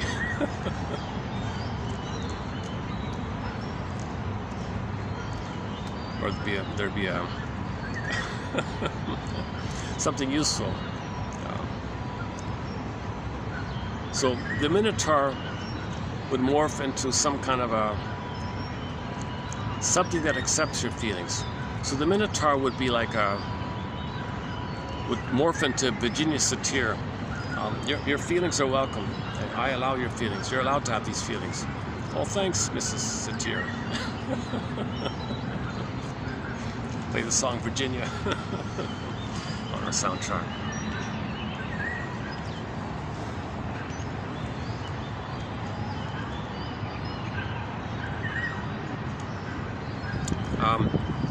Related to it is also this.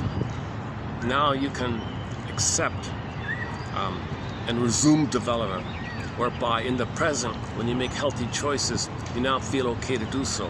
You're free to do so, because now you accept that had you been loved, you would have gone down the proper path, the road not taken, let's say. Now you feel you can do it.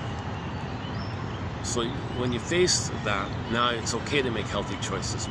Now there'll be some resistance, there might be some, it's a new feeling, so the shatter days, the false self shatters away finally when you accept the new self like that. So the episode is called Shatter Day, it's based on the final one. So the guy occupied the condo, he's the real self, he's embodied, so the condo was embodied. Okay, so similar, the castle as the princess is embodied. When the princess is back in the castle, that's like our feelings are back in the body, everything's okay. If it stays like that, the false thing dissolves away or shatters away. That's a major topic of this kind of material. There's a lot more to it.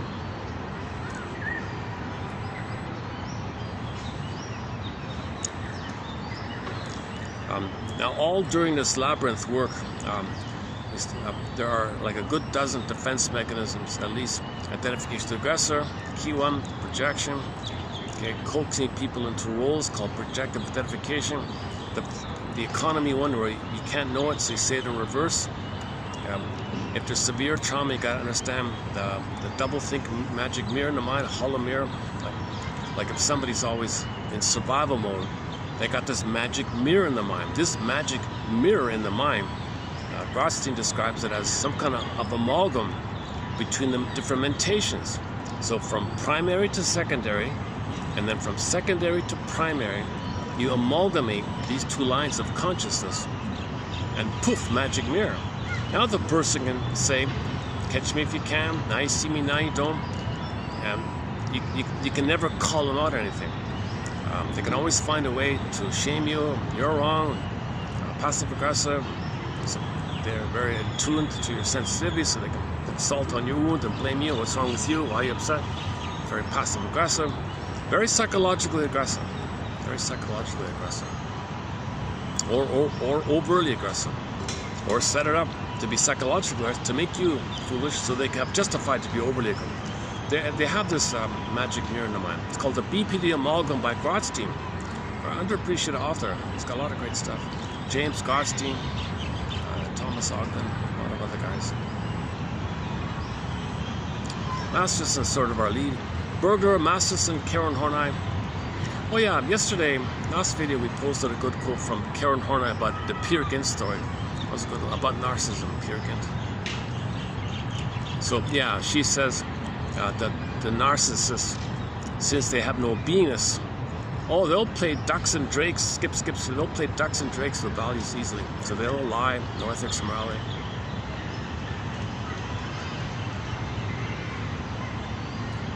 So when you get your feelings, then you have ethics and morality. When you have an identity, you'll have your natural feelings, which leads to ethics, morality, and virtue and all that. That's missing. So why should they? They can't care. They don't have the psychological, emotional equipment to care. Narcissists really don't care. They'll mock you at the end. They'll attack you for the idea that they should care, because they don't. It's defense against the inability to feel the pain around not caring. They'll mock you. They'll attack you like that. So it's a real severe trauma like that.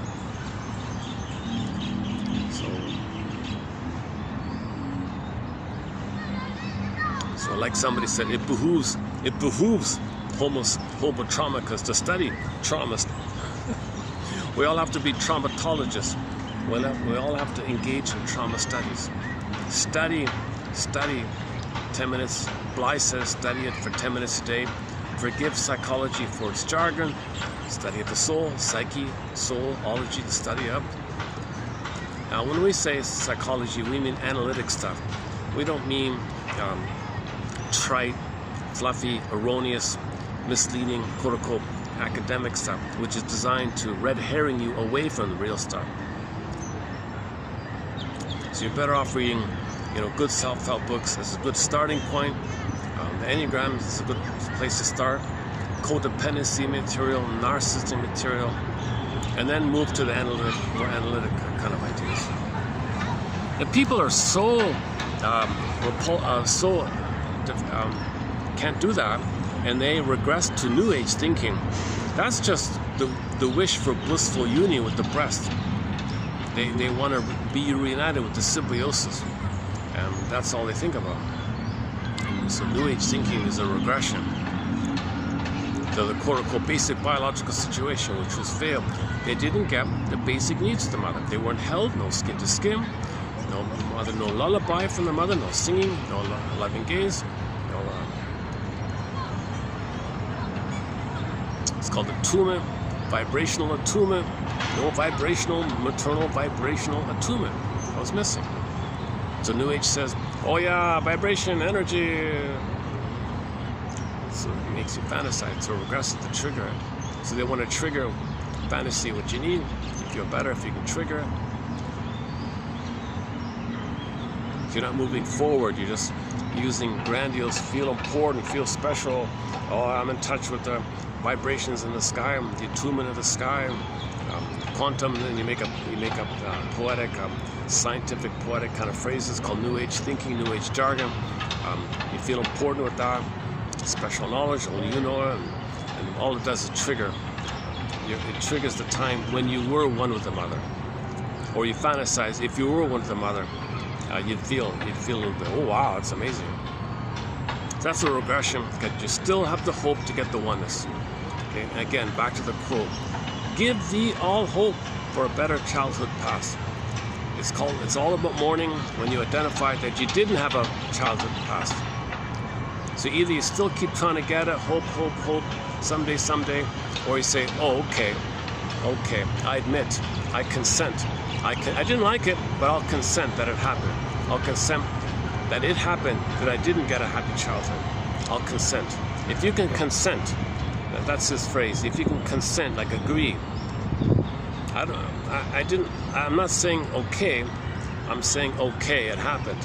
He means it like that. Then you lay down that alternative track to take down. So when you get your feelings back, now you can make self-activation. Now you can resume development. Now you're like a kid again, post 18 months. Trial and error.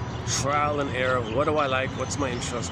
Now you're out of the bubble of narcissism, and now you're going to resume development. So you're in your 50s, and you're acting like emotionally from an 18-month-old plus. So you're going to trial. Do I like this? Do I like what resonates with what's a little unique about me? So you might be interested in this hobby or that hobby. So now you have a whole new discovery of you're back on track of your curiosity, interest, and delight, and your beingness. And that's your beingness underpins. Your interest and curiosity is linked to your beingness, because your beingness, again, everybody's a beingness, and every beingness is a little unique. And that uniqueness, your interests reflect your uniqueness about it. Nature's greatest miracle, I tell.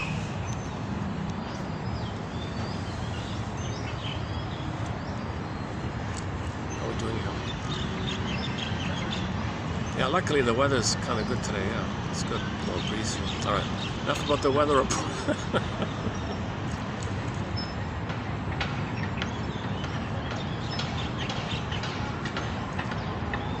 It hasn't really sunk in for me that it's 2026, eh? I'm having a delayed onset of, oh, is it really? I'm still in 2025, right?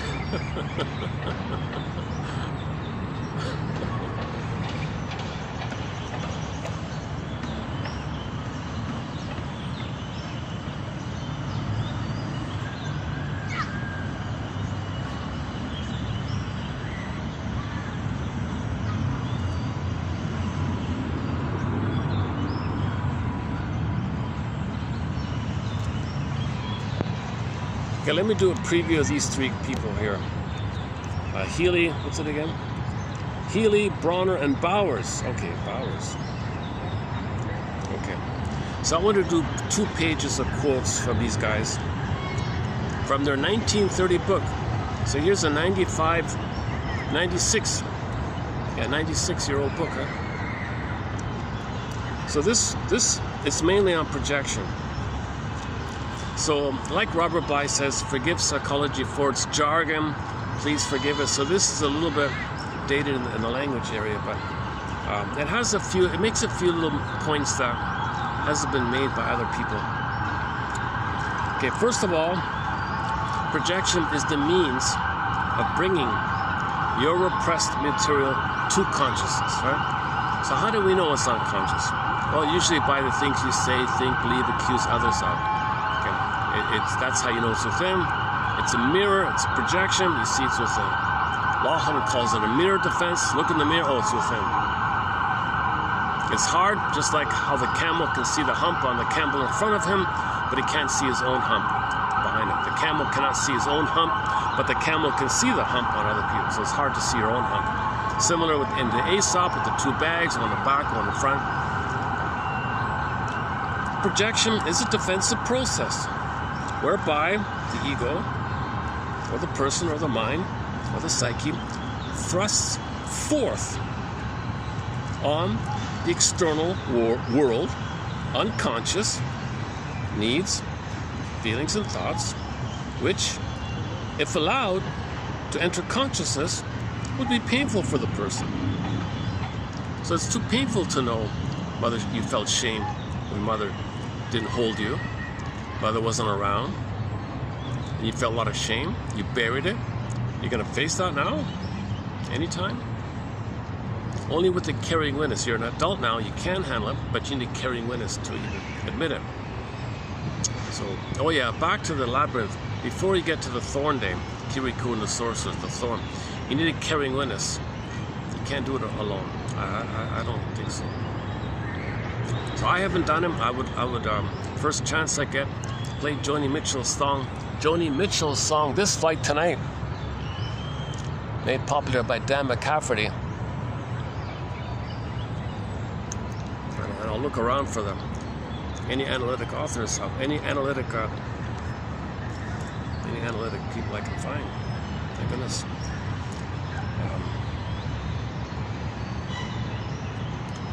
Talk about time machines. If I go in a time machine, I'd go back to somebody like, Bergler or Masterson or somebody. One of the great ones.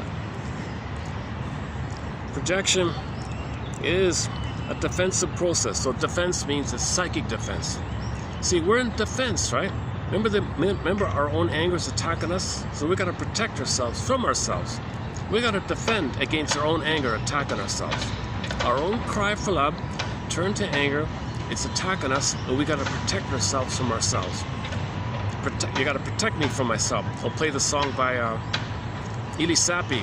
Somebody protect me from myself. It's that kind of thing. So a defensive process. So projection. Okay. So all psychic defense mechanisms. You're in defensive mode. You got to protect yourself. Okay. From the pain that you can't feel. It's too painful, so you want to protect yourself. You defend against the pain, assuage the pain, explain away the pain, rationalize it, repress the pain. You do all these things to get away from the pain. These things we do, they are called psychic defenses, which are operations of the mind, maneuvers of the mind, mechanisms of the mind, okay, defenses of the mind called defense mechanisms or psychic defenses. It's a defensive process whereby the psyche or the mind or the ego or the person thrusts forth on the external, outer world, our unknown stuff, unconscious needs, wishes, feelings, developmental needs, what happened, trauma, what we believe, existential, everything about us that we don't know, that's painful, that would be painful to know. Just say, attribute it. Say others think, feel, believe, want this, do that, so on.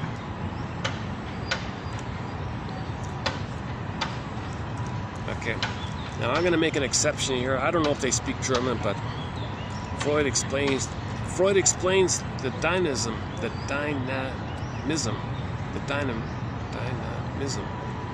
of projection as follows, quote, I'm kind of lazy. I don't know if this is from the German or this is, I'll just leave it for now. The organism or the person orients, okay, let's say the person. So the person orients himself or herself in the beginning. So the child, right, orients himself or herself in the beginning by means of both inner and outer perception. All right. So the person is saying to himself, what can I do here? I can't change my inner reality. Oh, but I can change outer reality. I can change my perception of the outer, but I can't change the reality of my trauma. But I can change my perception of the reality. So if I change my perception of the reality, maybe that's kind of like trying to change my perception of the inner. If I change the outer, maybe I can trick myself to change the inner. If I fool myself by changing the outer, because I can change the outer, but I can't change the inner. But I want to change it. I don't want to know the inner. So let me twist the outer as a way to twist the inner, something like that. External reality is recognized as perception which can be avoided or altered. Inner perceptions cannot be thus made to disappear, and the individual wishes to be equipped with a similar way against. So just as a person can fool himself on what's up, oh yeah, that's not a,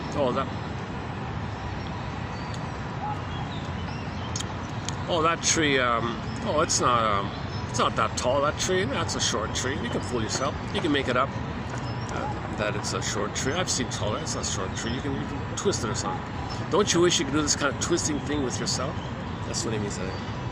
Accordingly, he displaces outward or projects all that becomes troublesome within.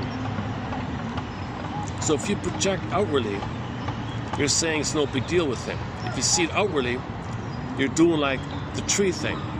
Oh, that's not a tall tree, that's a short tree. I can make myself think, convince myself that that's not a tall tree. I'll just say it's a short tree. I've seen taller tree. I'll just say it's a short tree. So you have something within. When you project it out, I don't feel pain. I feel nothing. You project it out, you're doing a similar kind of thing. Accordingly, he displaces outward or projects all that becomes troublesome from within. This externalization of an internal menace makes possible the fight or flight, just as in the case of a real external danger.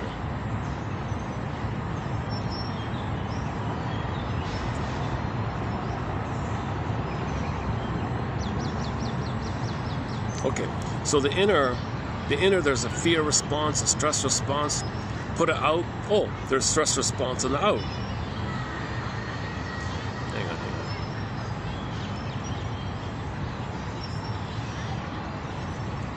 So the boogeyman with them, no, the boogeyman's outside. So you put it out to know that it's not. Okay, Sam, okay. Projection is one of the first defensive or protective measures employed by the young child when he attempts to adapt to reality. The child makes efforts to preserve his own narcissism.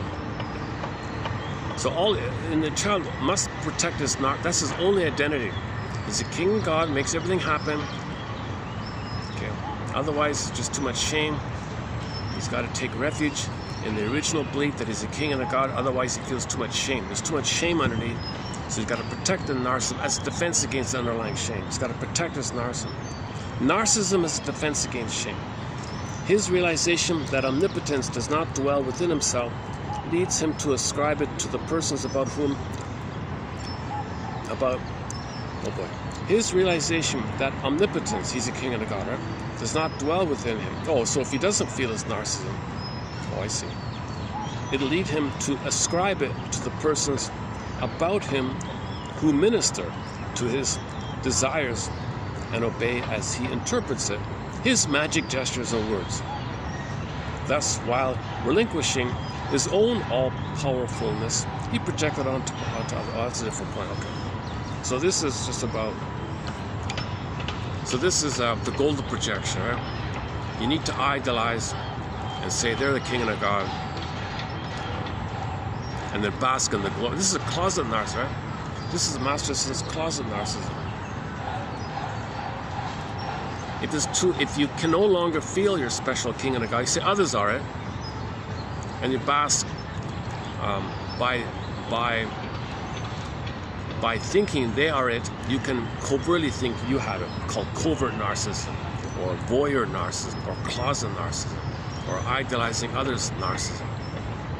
It's a defense against, you can no longer accept your narcissism because there's too much shame.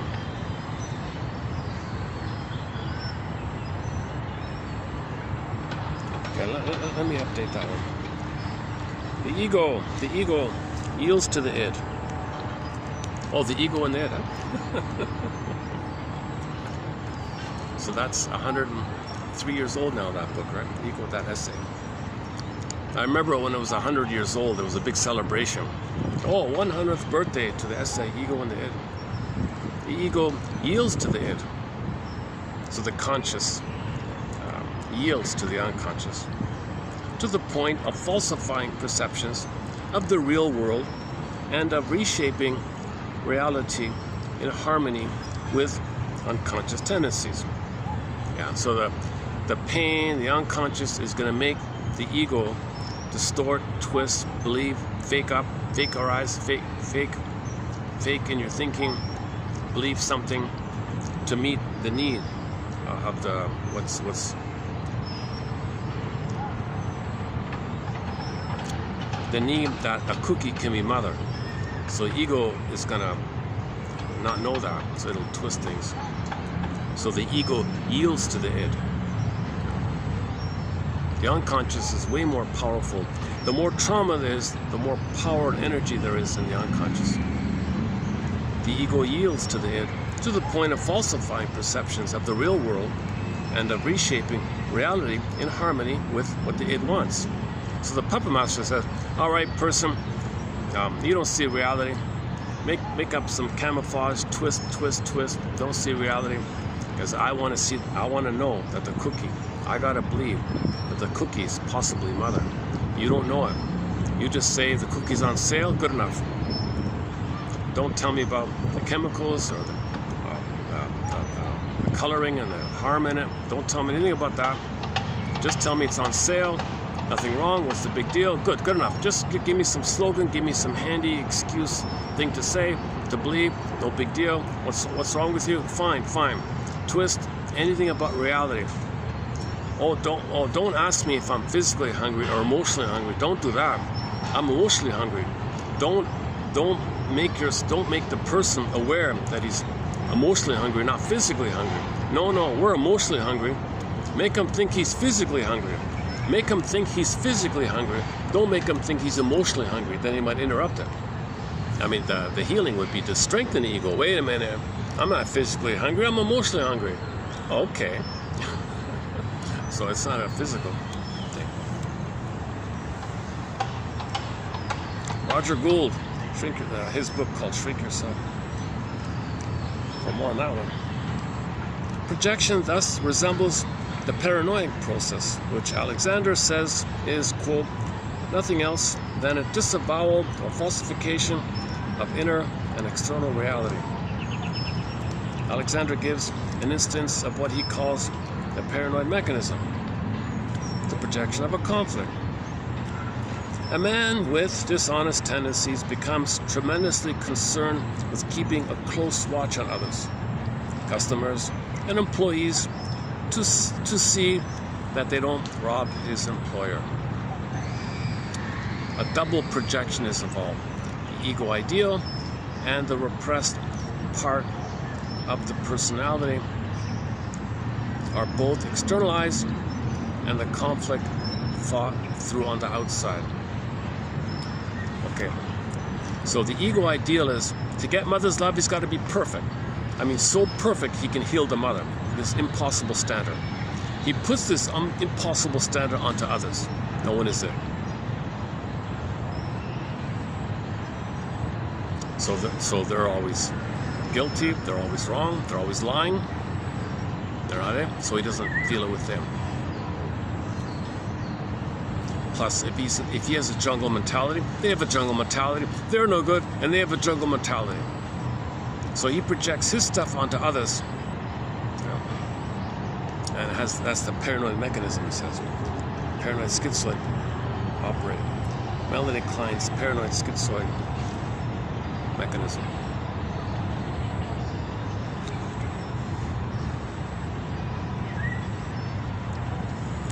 So this is like back to the bully idea, right? In order to feel justified that the victim is threatening, he's got to hurt the victim and pretend that the victim just hurt him. Now, aha, I knew you're threatening. He flips it around. There's some kind of, the magic mirror has no time. It can flip-flop and shape-shift and chameleon twist and up as down and stuff. Alice in Wonderland. The mind is like that. So so most of the time, when people have a sting of personality power, the general thing to do is, if whatever they're saying, they're confessing. They're hiding and confessing. If there's a bombastic kind of thing, usually they're trying to convince you that they're the good one, to hide that they're actually doing the thing they say they're against. So there's a real conniving of the mind like that, a real Orwellian kind of thinking like that. So if somebody's doing something harmful, they'll set it up. They'll set up some kind of trap to make it look like and put all the focus on them, and be seen as good, to hide that you're being even way worse than the harmless little thing he's doing or something like that. So there's a lot of enter the whole. So just as this goes on individually, okay, you see it on the as above, so below. The outer world has it as well. Both Freud and Ferenczi point out that projection is a very common process in the normal individual. Freud speaks of it as the common tendency to refer the causes of certain of one's own unpleasant sensations to the external world, instead of regarding them as belonging to oneself, as is commonly done when others are under consideration. For example, the doubt of another person's love may easily be a projection of his own unconscious doubt of his love for that person. So you don't know, you think maybe you don't like the person. You just say, oh, I'm pretty sure you don't like me, right? Oh.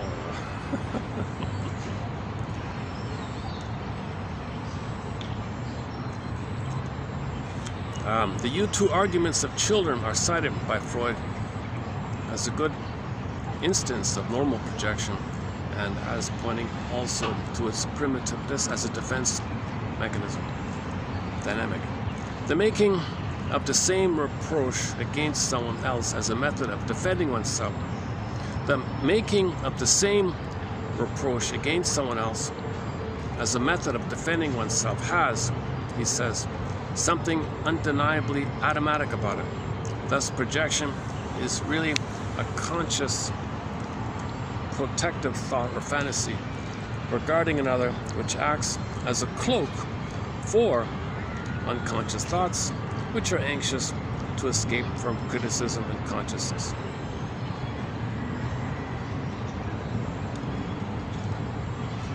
So just because someone else has the possibility doesn't mean they did it. Kind of, well, you too.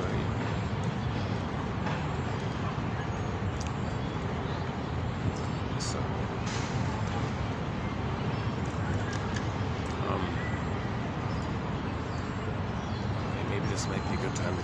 why don't I take a little, let's take a little musical break here. As people pass by me here.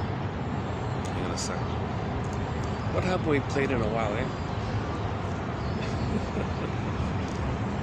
One second.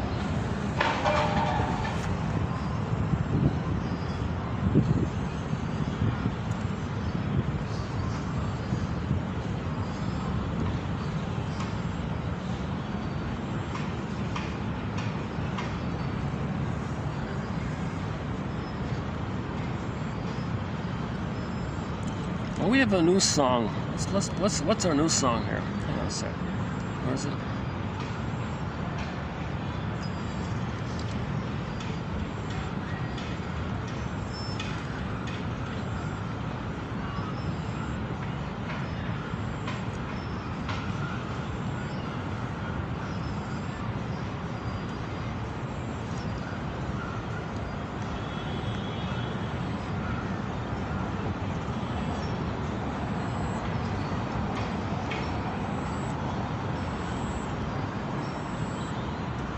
Oh, I mentioned the moon bird.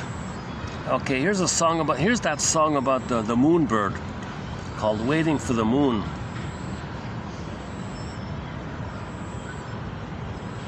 Okay, it's about 5 or 6 minutes long. Yeah, so let's play this one here. Waiting for the Moon, about the moon bird.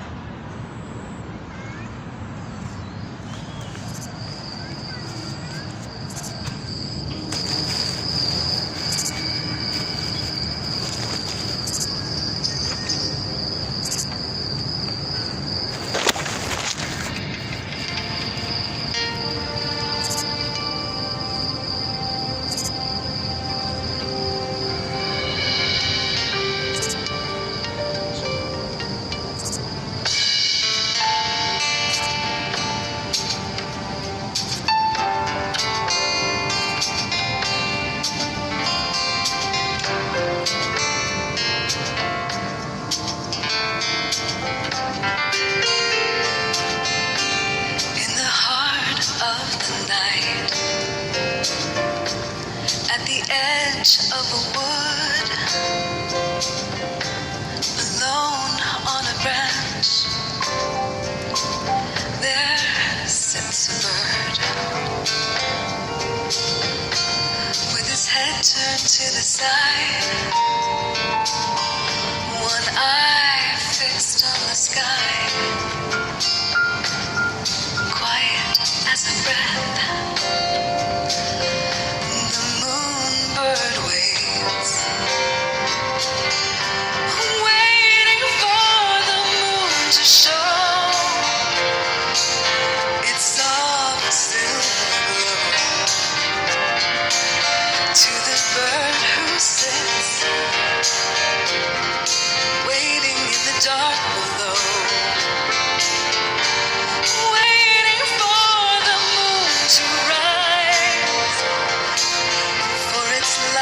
To touch the sky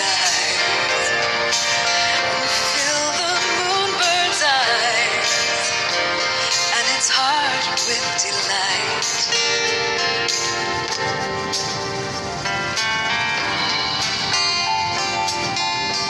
And so night after night, the moonbird waits, sitting unaware of the cold winds that blow. And when at last they meet, all across the night can be heard the sweet sound of the moonbird's song.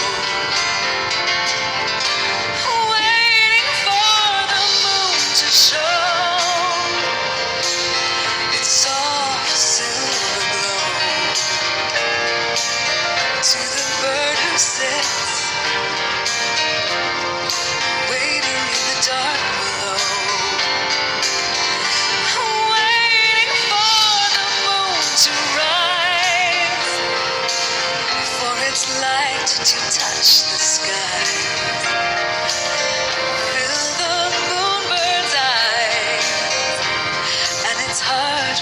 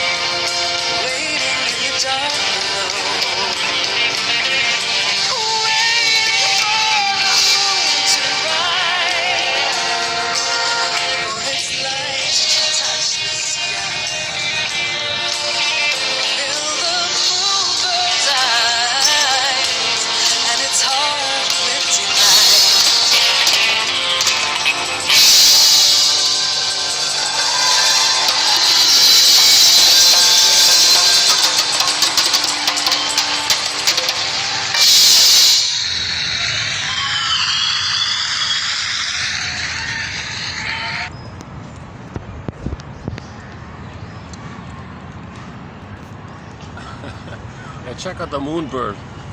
He lives near the South Pole. Every year he flies up near the North Pole, and then he goes back to his home base, and then next year he does it all. He spends most of the time in flying it. Funny bird. So I believe it. I believe it that if there's a little bird from this area that flew across the ocean, I believe it. Yeah.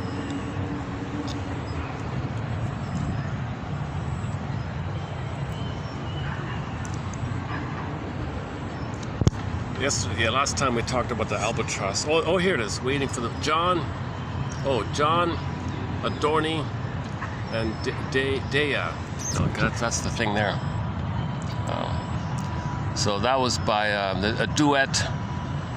The singer was Dea, and the band was the John. What is it called? The John Adorni Band or something.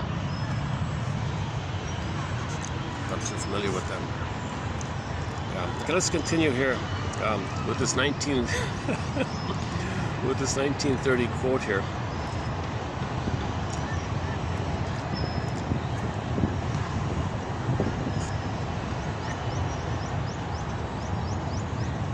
Frenzy says it's kind of like invisible spirits are whispering to your ear.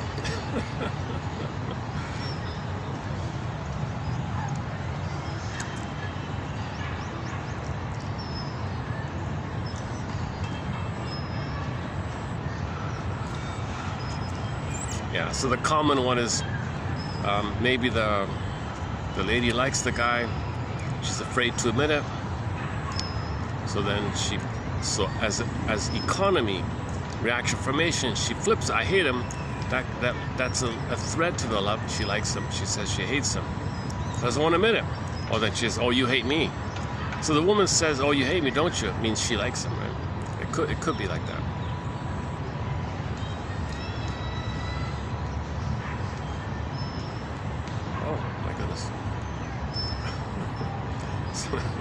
Talk about reaction formation may be considered a compromise formation since it not only serves as a cover or concealment of the undesirable wish, it conceals or covers the undesirable wish or the feared wish, right? But may also offer an opportunity for its indirect expression. Oh, you're indirectly. So the girl is indirectly expressing her love for the guy when she says she hates him. She's indirectly, covertly expressing that she loves him when she says she hates him.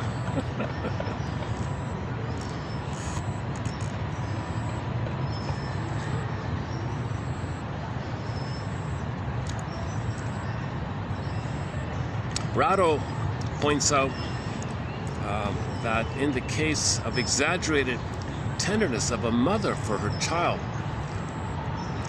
not only is ambivalence atoned for, but also through maternal over tenderness and solicitude, quote unquote, tormenting love, her hate gets an outlet. Yeah, if the mother hates the child, she might have an over solicitous, impinging, let me take care of it, let me rush it in and do this, and it's very sadistic and harmful.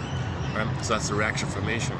So if she hates the kid, she may flip, she may conceal her hate and cloak it with this over solicitous, hyper attention, hyper care, micro pecking. It's really hate, right? Reaction formation. So you can't say she doesn't love the kid. Look what I do for the kid. Yeah, but how do you do it? What are you talking about? That's so sad. Okay, last one here. Okay, the inner critic, or the superego. The projection onto the father of the inner maternal inhibitions, followed by identification with the father and introjection of the parental inhibitions. For rank, the real issue of the superego is the strict mother. Not, however, the actual mother, but the mother sadistically conceived by the child. Okay, so the superego, one version of it is maybe the mother's absent, unavailable, but from the baby's perception, she's a monster. Takes the monster onto the father, internalizes the father, but it's really the mother. So you got this double thing going on. So it's really the baby's perception of the mother, colored by his rage. So the baby's in a biting mode. So yeah, in that book they said if somebody has a lot of bitter banter, biting sarcasm, biting kind of comments, their comments are kind of biting, attacking like that. That could be code for this. So they see the mother in a sadistic way like that, the inner critic, persecutor. So the monster, in other words, the monster of the id is attacking you, but it's really your anger. But remember, anger is a cry for love, but the cry turned to anger, but it's still a cry for love. Oh wow, okay. Reading it back didn't sound too exciting. When I first read it, I thought I was into it, but now on the read back it seems a little flat. Depends on my mood, eh? Okay, when I get to 3211, I'll redo this with more and get a fresher take on it. I'm gonna keep it. I think it's still okay. So reaction formation. Okay, so it's a way to indirectly express the opposite. So you're expressing the opposite covertly. That's one way to think about reaction formation. Okay, the superego, I like that he said here, it's really your mother, your strict mother, not the actual mother, but the mother you perceived, that you perceived her as. So remember, the baby perceives the mother as a wicked queen, not the actual mother. And then the paranoia one, all right.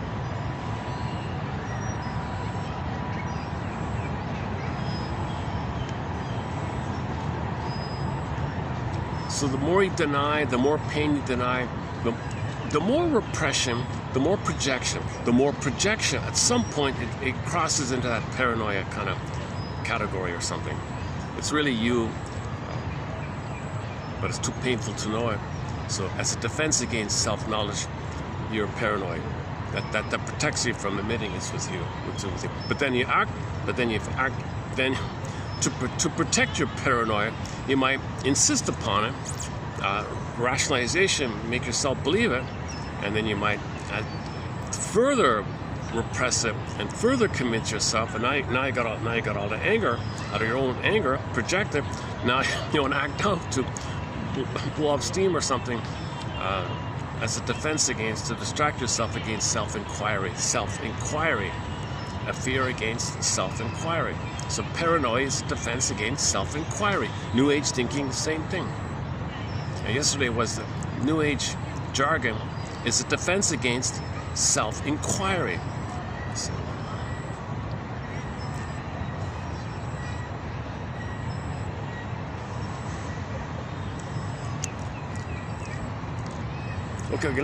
okay, continues with, so part 2 is 3212. 3212.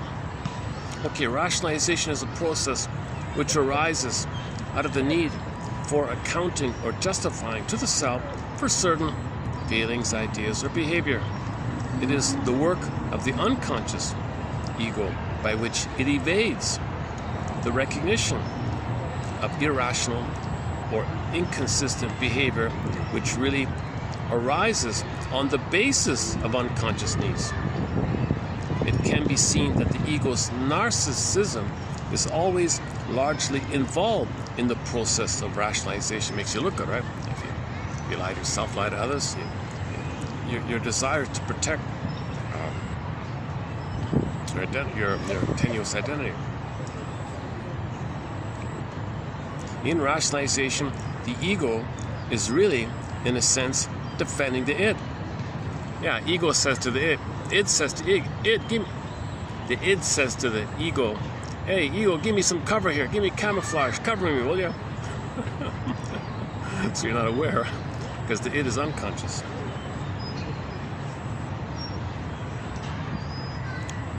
The ego pretends that the id is being okay, even when in fact it is so stubborn and ridiculous. The ego pretends, oh, okay, you're reasonable. The ego, by rationalization, throws a disguise over the id's refusal to adapt to reality. So the ego should say to the id, come on, unconscious, come on, inner child of the past. Reality here, we're not in the nursery. Mother's not a monster. No, don't provide cover. No, don't tell me this. I'm stubborn. I'm stubborn here. I'm demanding here. No, mother's a monster. I'm in the nursery. Mother's hurting me. I'm paranoid. She's gonna eat me. Oh my God. Oh, come on. Provide cover. Give me cover. Come on. I want to protect this. And the ego is okay, I'll provide cover. Fine. and then this past thing is looping around and around in symbolic manners. Cookies and other people and paranoia and other.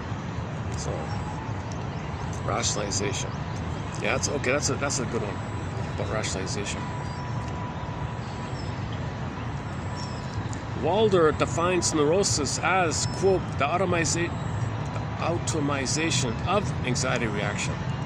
But he says it still remains unexplained why some people fall victim to this atomization, quote, so remaining in an important part of their being perpetually infantile, unquote, and the rest and others manage to escape this fate to a degree sufficient for practical purposes. Okay, so back in 1930, people didn't understand why some people display their neurosis, like show it, so they're openly childlike, or others kind of, you don't see it. Like, why do you see it with some but don't see it with others? So your ability to repress it, the sponging or the repressing mechanism thins out, so leaks out, called anxiety reactions.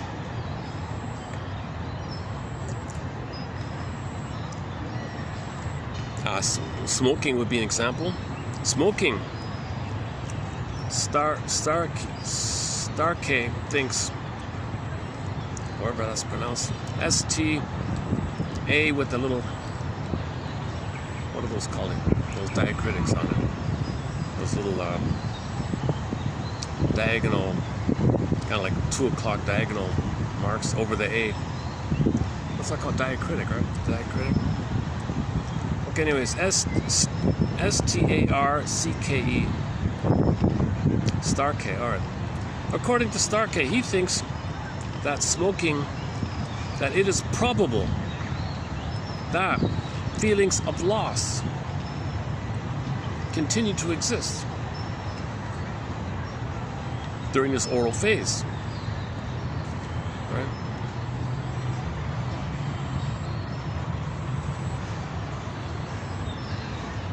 So there's still some kind of a memory that the baby would feel comforted if you were in the nursing time. There's still that kind of energy there. It's still alive there, kind of frozen and alive. Fixated. Fixation, right? Oral fixation. And this accounts for certain adult types of oral compensation and gratification. For example, you've got people who might associate okay, here's a new one. Some people might associate the cigarette with the breast via the coloring, right? So the stick part is white and the nipple is darker, right? The stub is darker, that's the nipple, and the white part, the lengthy part, that's the breast. I never heard that one before, that's a new one. Association, that's in the smoking area. In the area of food, association with the taste of mother's milk. Those are the emotional eaters, sweets, cookies, right? So people associate the sweetness of the cookies with the sweetness of mother's breast milk. They would associate, that's also an oral kind of there. So you got emotional eating and smoking are kind of in that area. The alcohol seems to be a more greater demand for blissful oneness. There's more of a demand. Now I want symbiosis now. Make me feel warm and one. Heats you up and you feel one. Stuff like that. It doesn't mention it here, but someone else. But all three, emotional eating, smoking, and drinking, okay, you're both God and helpless infant at the same time. The sucking, okay, related to it is maybe gum chewing and tobacco chewing might be involved due to the sucking motion of those things. I'm not a smoker, so I'm not really too familiar. But we do have a topic on oral fixation, so smoking is definitely one of them. Go to the front album cover of a guy named Kim Mitchell. He has an album called Oral Fixation. He shows you the oral fixations. Okay, the central one is the mammaries, the woman's mammaries, the bountiful teats, right? That's the central one. So that's men stare at the gaga google, right? Oral fixation. Now, because the baby didn't have the nursing, you see the characters under, looking for symbolic breast. So you got the eating, the guy was eating the wolf burger, gulping the burgers, manically, and he was bug-eyed, and having the shakes, bug-eyed, addictive, looked like that. The smoker doing the same thing, the drinker doing the same thing. What was the other one? There's another one. Oh, the nail biter. And these oral fixations shown by that image on the front cover. Forget about the music, I don't care about that. I'm talking about the front cover, oral fix. He spells it with a U because if somebody confronts him, are you blaming the mother? Oh no, I said oral, A-U-R-A-L. I love music. Oh, okay. But the image is about the oral, O-R-A-L. So then what leads up to oral fixations is the Shakira front cover album, simply called Oral Fixation, volume number 2. She shows you the cause of oral fixations, called weaning trauma. Okay, so normally the fruit, if it's plucked prematurely, weaned prematurely from the tree, it'd be bitter, sour. They put a baby on the tree, pulled away the apple, sending in for the nipple, baby's reaching, he's weaning trauma. So weaning trauma leads to oral fixations. That's the most important album cover I know of. Shakira, forget about the music, I don't care about the music. That album, okay? So typically, the metaphor for weaning trauma is the fruit plucked from the tree prematurely. It'll be sour and bitter. Well, think about people who aren't nursed properly, who don't get fed properly, or the nipples pulled away, and she has this kind of hell yeah attitude. She has Italianic revenge on her own baby. Yeah, I'm gonna do to you, baby, mother, what my mother did to me. Hell yeah, I'm gonna do it.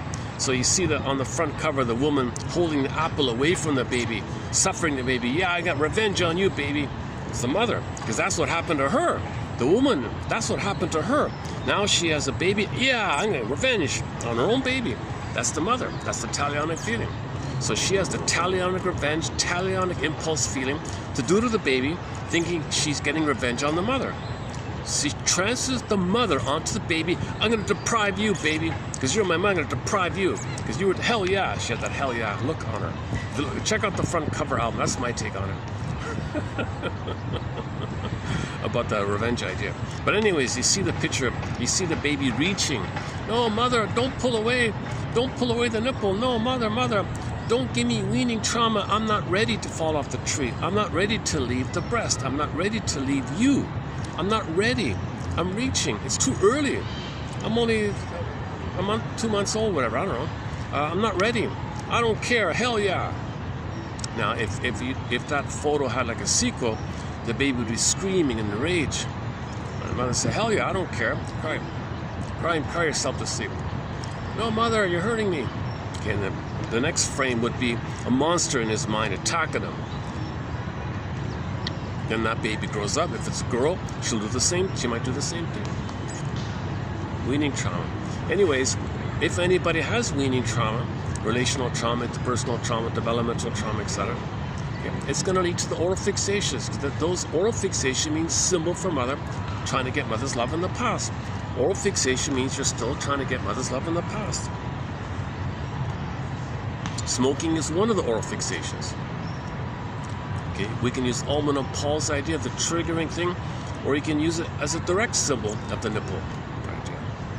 And this is a new one here about the, I never thought of that before, the cigarette's white and the stub, the butt part, the darker part might be the nipple. I never thought of that. My God, eh? You see, then no one wants to admit such a thing. So the cortex, the rationalization say, nonsense, gibber, put it down, devalue, mock, psychobabble, don't entertain him, don't have any inquiry in that area. So that's a defense against the embarrassment of that. Because if a person is an emotional eater, drinker, smoker, gambler, promiscuity, jungle attitude, either or out of cynicism, sarcasm is also a sign of oral fixation. This biting banter is also in that area. Then they gotta have inner inquiry, inner scrutiny.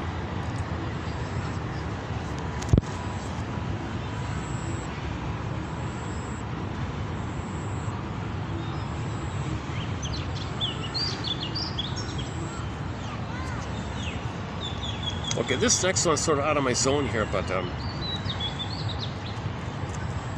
I'm watching a lot of Twilight Zone and One Step Beyond, the psychosis and telepathy and fusion of mind reading. People having hallucinations. A lot of people have hallucinations and stuff. A lot of psychotic breaks and things like that. With regard to neurotic disposition, Franz Alexander says that perhaps an early resistance on the part of the newborn child to extrauterine existence may determine an excessive tendency to regress to the intrauterine state, leading later to psychosis. So, okay, so my understanding, if the baby had a trauma at the birth, he was terrorized at the birth trauma, he wants to go back in, right? So if there's a stress in his life, he wants to go back in. That's psychosis. The psychosis is you're back in the womb.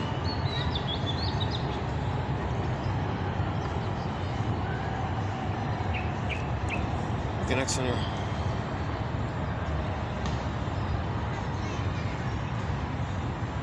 Oh, this is, okay. Oh, this is, okay, yes, a similar area, okay. The satisfactions of intrauterine existence. So in the womb, right? So he's in a blissful state, the baby in the womb. The satisfactions of intrauterine existence, knowledge of the womb. Is it a welcoming womb? Or is he experiencing prenatal distress syndrome? Well, I just saw Jim Carrey make a little joke that he was trying to give a compliment to somebody's music. And he felt so inspired and felt so much confidence. With his new confidence, listening to this man's music, he said, he's going to speak up for himself and say, my mother hurt me. My mother, when I was in the womb, my mother smoked. I hated that she did that to me. My mother smoked when I was inside. So I got confidence by listening to this inspirational music. I'm going to find my voice. We played the Jim Carrey clip for the film Liar Liar, the movie Liar Liar. He was cursed for one day he couldn't tell a lie that one time.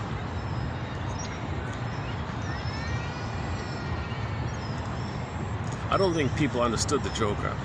So he was giving an award to some surprise, never even heard of them, to tell you the truth. I'm going to give an award to this band or something.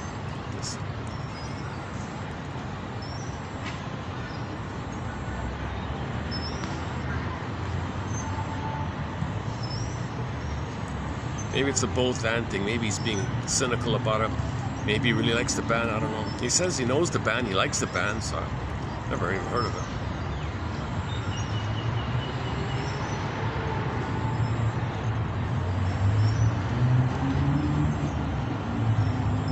Yeah, so when I listen to this music is so inspiring.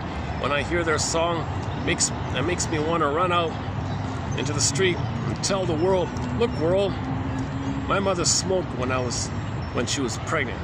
I'm speaking up for myself. Or maybe he means that he can breathe better now. I can yeah, now I can speak loudly and I can breathe better. The music healed me. I can speak more freely. I'm not sure which way to think of it. The satisfaction. So in the womb, it's supposed to be a welcoming womb, paradise, bliss. And a lot of people say if the mother does smoke while pregnant, the baby won't get enough oxygen. Oxygen deprivation. Because the mother has to, the oxygen in the mother has to be used for the mother to compensate for the smoking if she's smoking, thereby leaving less oxygen to send to the baby. Now the baby's not getting enough oxygen. So that's prenatal distress syndrome. He might be kicking in a panic, he's in parish. Then the mother says, look, Junior's going to be a soccer star inside. Not realizing the baby's twisting the cord, not getting enough oxygen. He might even panic and freeze, thinking if he kicks one more time, he's a goner. He might have an imprint, or he's afraid to be active in his life. He's always, I can't initiate because I might be a goner. Like, that might be a pattern in his life, somebody said. John has that theory about that one.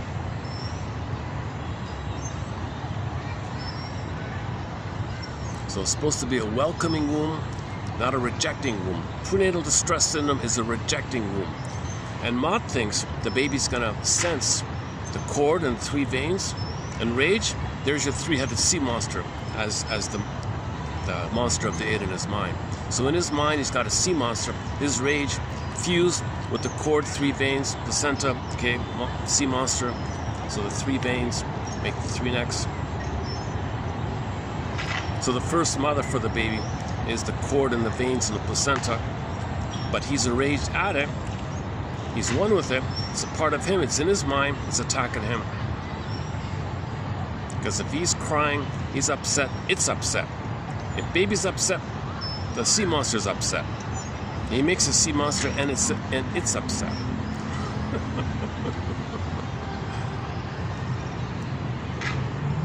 So that's a rejecting womb. So babies need a welcoming womb, not a rejecting womb. The satisfactions of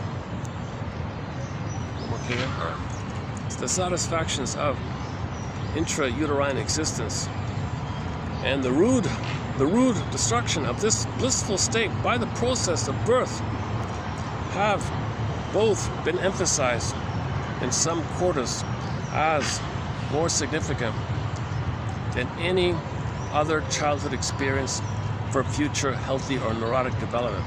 Yeah, John often makes the point, if given the choice between birth trauma or prenatal trauma, like, let's say you could have a blissful womb life and a normal birth, and then things went foul. That's scenario A. Or how about prenatal trauma, birth trauma, and then afterwards everything was okay? He'd take the former, he said. Because the latter stuff, you have a chance to heal, but that former stuff is much harder to heal, if at all, maybe.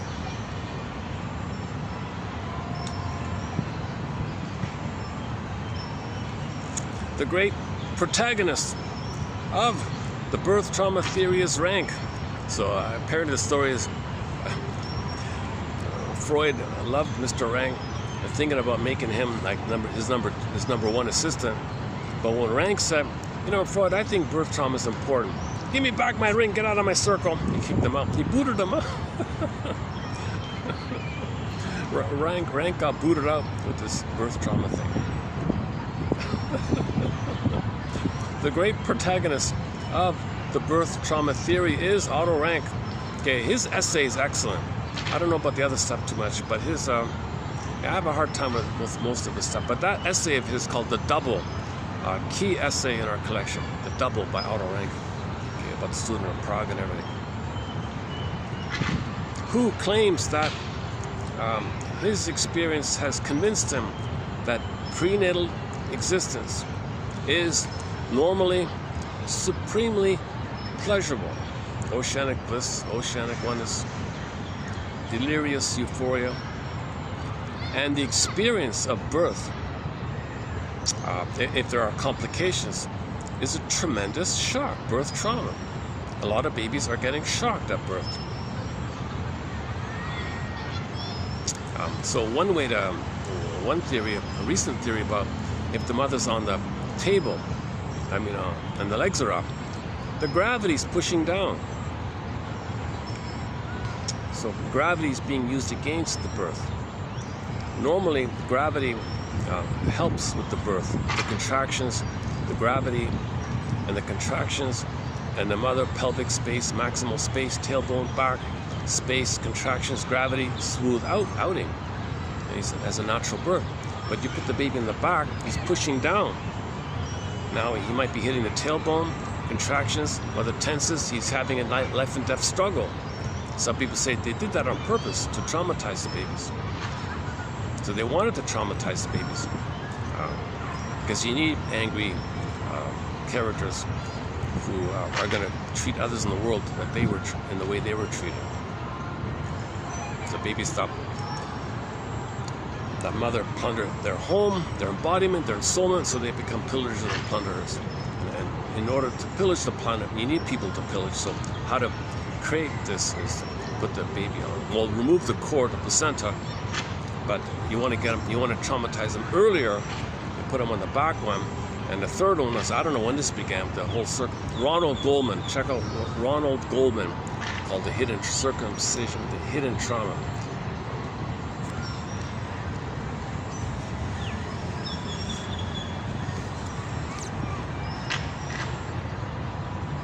Otto Rank, the great protagonist of the birth trauma theories, Otto Rank, who claims that his experience has convinced him that prenatal existence is normally supremely pleasurable. But when there's birth trauma, it's a tremendous psychic shock to him. And to the quote from Route 66, there's one in there about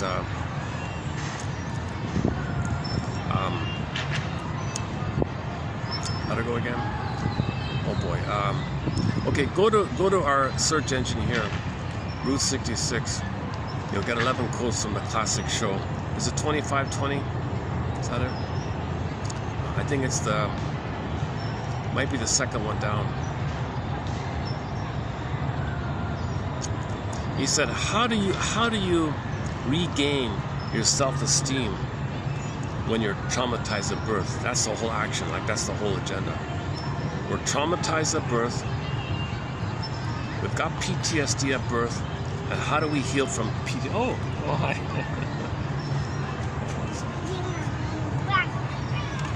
Hang a second. It's a little. I'm gonna guess he's about 2 years old. So. About 2. Is that the mother? How old is your kid? How old is it? Oh, that's not the mother. Oh, where's the mother?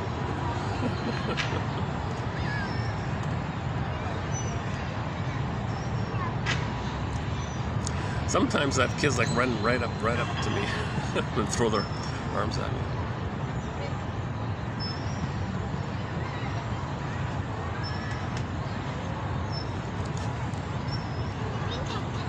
Oh, do another round here.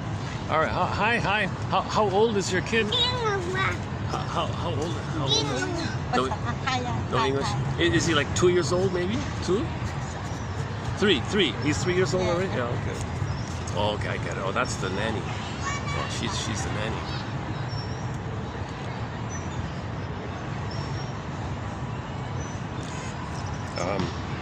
He's 3, eh?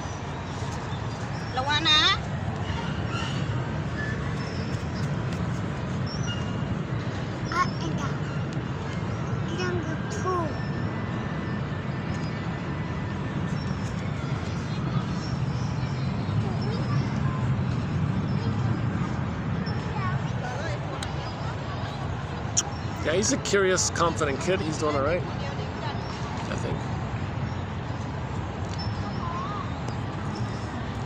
He's got a real sense of exploration, checking things out, and he's checking me out a little bit. What are you about here? That way. I wouldn't point it. I think he wanted to say something to him. I couldn't tell.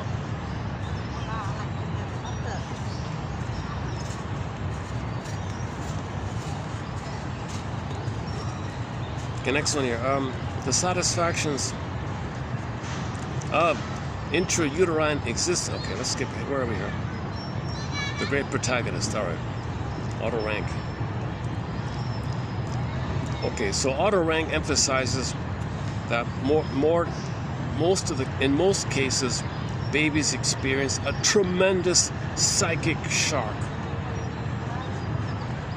With birth, there comes not only this major change in the environment, okay, from the water world to the land world, right? This changed environment and modes of functioning. So yeah, so inside, the temperature is going to change, the lighting is, the noises around, the handling, what's going on. So inside, he's floating around, okay, timeless, spaceless, astronaut floating.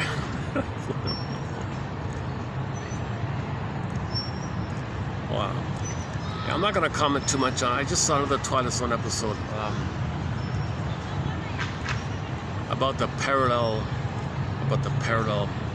dimensions and all that. Yeah, let's not bother with that one. A good example of the mother complex is the one called Miniature. Another episode with Duval. What's his name again? Duval? Robert Duval, is that it? I think he's the guy who played Jody in Stony Brook. I think it's the same actor. He played in the Twilight Zone called Miniature. So he had a huge, clinging, demanding, no boundaries. This mother had no boundaries on the kid. No lock on the door. Mother would walk in anytime he wants. Treats him like a little kid. She never wanted him to grow up. So he could never grow up, right? This guy had no life. It affected his work, it affected his social life, it affected his actual. He got fired from his job because he couldn't socialize. The mother tied him to her, always playing the victim, how innocent, I did nothing wrong, but you can see she's doing this demanding thing. So the mother was using the little boy to mother her, and he was an obedient, really super obedient. Yes, mother. Oh, yes, mother. And he's already in his 30s, living at home. Like a little kid again all the time. So his only escape was he went to the museum and saw the dollhouse and had and wanted some quote-unquote romance fantasy. So he sees a dollhouse of an ancient time and people in another world in a little doll, and he fantasizes that he could be a part of that world, romance fantasy. So he's living with the dolls in this little world, this miniature world like that. He loses his mind and all this. And we see why he has this problem. So the conclusion was he locked the door. For the first time in his life, he betrayed. He put a barrier between the mother. He locked the door, and opened the window, and flew out of the cuckoo's nest. Another one flew out of the cuckoo's nest.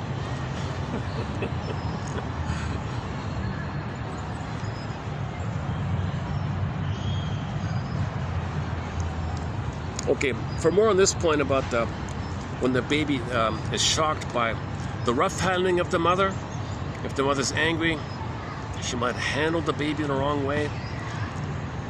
If the mother's not attuned, the baby's uncomfortable with the position, and the room might be cold, and instruments are used, procedures are used. So there's a huge change between the bliss of the paradise and then all these birth trauma, procedures and removal, and in some cases the circumcision trauma. What a disturbing tremendous psychic shock. Plus all these other things. The handling, the noise, the light. So the temperature, the room's got to be warm, candles, warm, skin to skin, quiet, gentle handling, etc.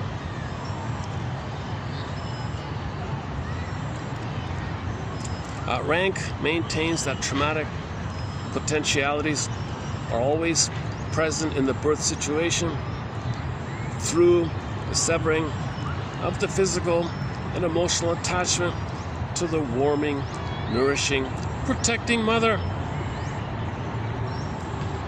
The deepest levels of the individual never accept such a rude thing.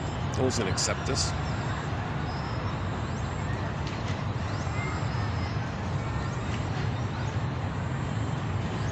You can't accept this, right?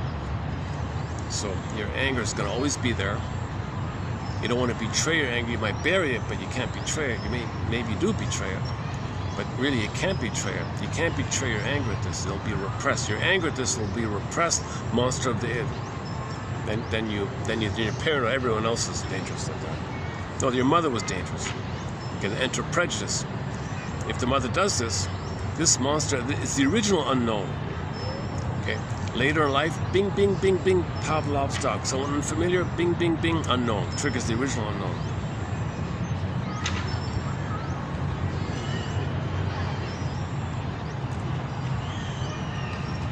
Okay, and then he's going to try to... So when real needs are not met, you might search for those kind of needs. Enter New Age thinking and religion, okay, and all that. All promises you the warm, nourishing, protecting mother. Deepest levels of the individual never accept this severance. And the whole later existence is reaction.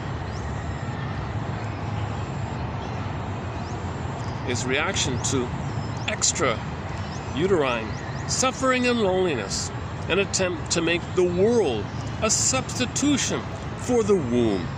Oh yeah, so you want to turn the world, your environment, into a womb. You want your condo to be a womb with a view, a womb with a view. Your house to be a womb with a view. Now we're not. Everybody has basic needs. We're not talking about that. But from a psychological point, are you psychologically still trying to create this kind of womb, like this kind of quote unquote maternal matrix, right? That's what that film Matrix is about, right? He wanted to control the world, so it's just him alone on the world.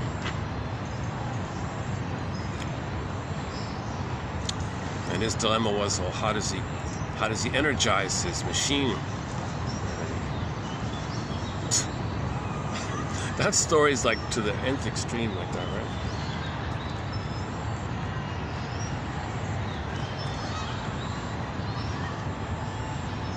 An attempt to make the whole world a substitution for the womb, instead of adaptively substituting, that is, reacting off or abreacting the trauma of birth. The neurotic individual endeavors to maintain the mother attachment through various dependency devices. Okay, enter oral fixation. So your oral fixation is the constant attempt to get that nourishing, protecting, warming oneness with the mother. So birth trauma is going to lead to all these oral fixations because we didn't process, didn't assimilate, didn't accept. You got to go ride the broccoli boat. Inside Out. You read the first one, 2014, Inside Out. Pete Docter. I regard Pete Docter as a soul doctor for making those two films. The process of birth represents a change from a highly pleasurable to an extremely painful situation, including the struggle for oxygen. This constitutes the primal anxiety, since it is the first content of perception. It is believed to remain operative throughout the whole life. This primal anxiety is not purely physiological, but also emotionally, psychologically anchored.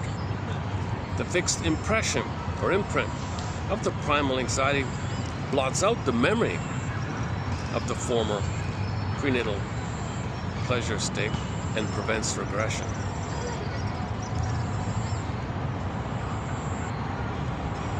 So we can never fully regress, because that'd be psychosis if you were to consider that, right? So we blot that out. We can't remember that. But at the same time, there's a pull to it. Enter oral fixations as a kind of a compromise. Maybe it's like a bridgeway compromise or something.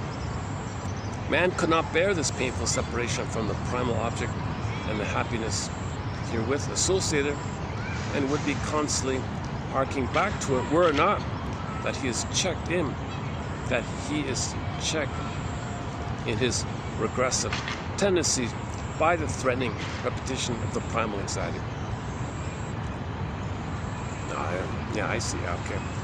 So a part of you still has that hope for it, but you can't do it. You lose your mind. You can't do it. But so you enter this dilemma, this back and forth dilemma, this inner conflict.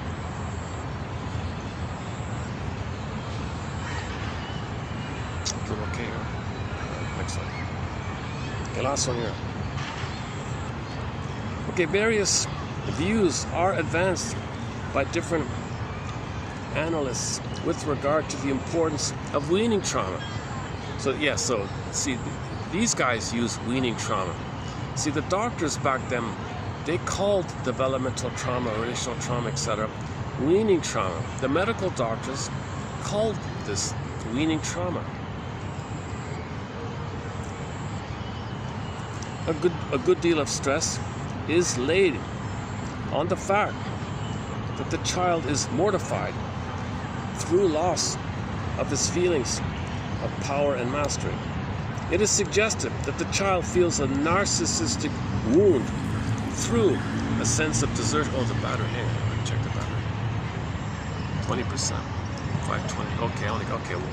We'll wrap this up in maybe 10 minutes or so. All right.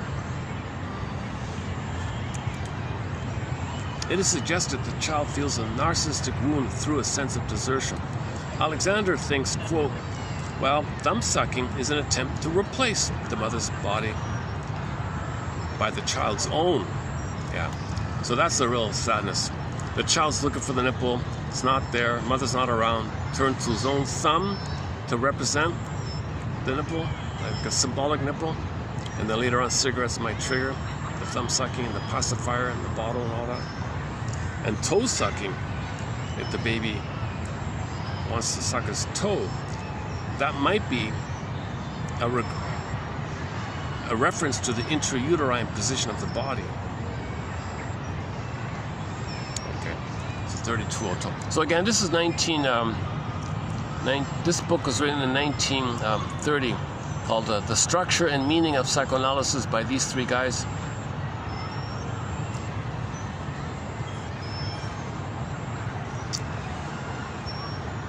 They're basically like reporting, oh, he said this, and Frenzy said this, and Otto Rank said this, etc.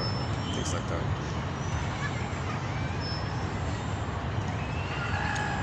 Certain names whenever he mentions certain other names, I just skip over. I don't want to. Don't pass along that nonsense. But this is 1930, right?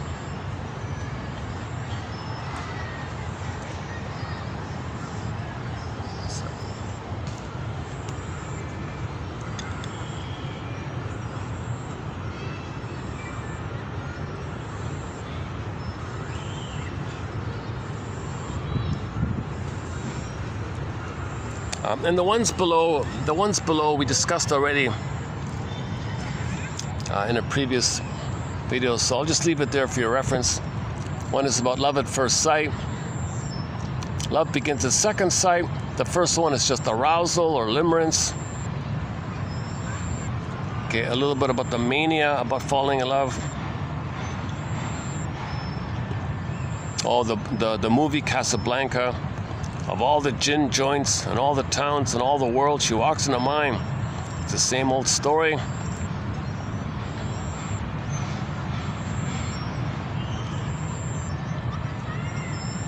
Love sickness. Okay, so this is about love sickness and limerence and infantile love, passionate love, romantic love. Yeah. So this is just some sort of basic self-help kind of things. Yeah, maybe just to compensate. I feel like let me compensate. Let's dig up the file here, 1001. We'll miss the file here. It's just to kind of.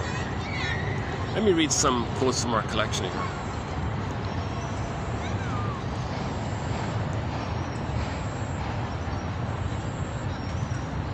As consciousness develops, the body will act as a donkey for only so long. Yeah, so we're not aware of our feelings in our body, and then the body reacts at midlife with an ailment of some kind, psychosomatic symptom. Merriam-Woodman.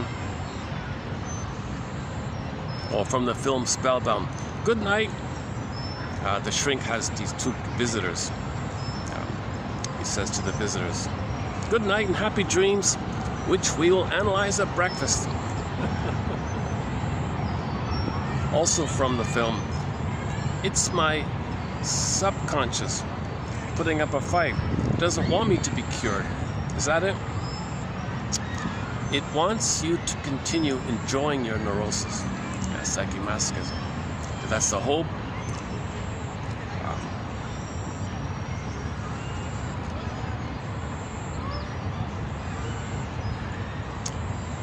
Oh, from the TV show Rhoda.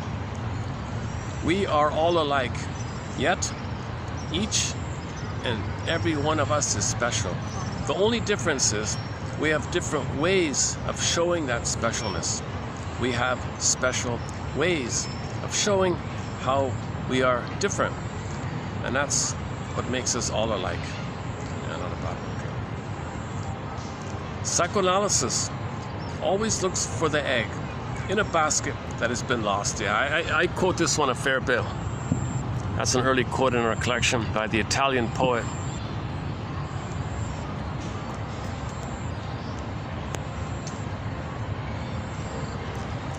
We are never not feeling something.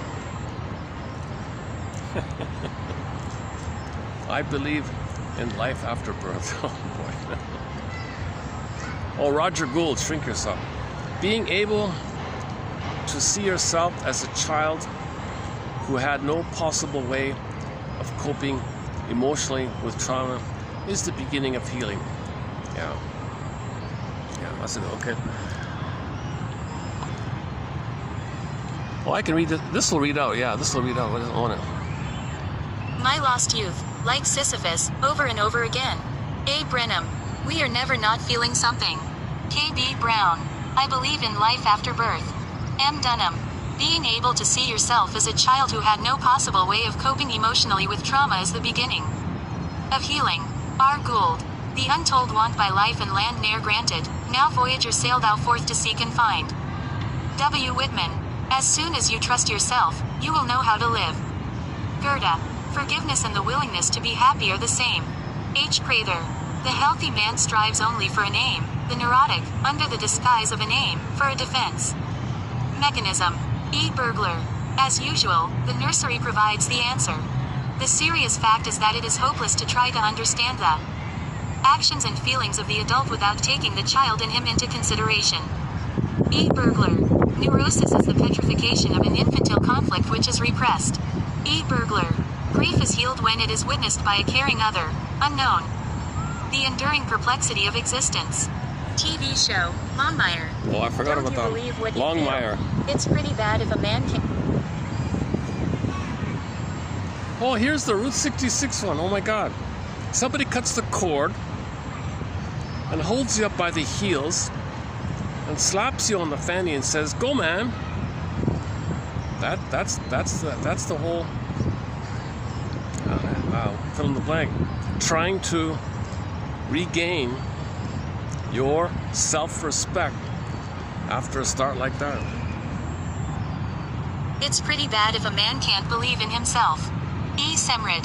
Think about the purpose of the symptoms. What does the symptom do for the person? Here, this one. E. Semrid. Somebody cuts the cord and holds you up by the heels and slaps you on the fanny and says, "Go, man."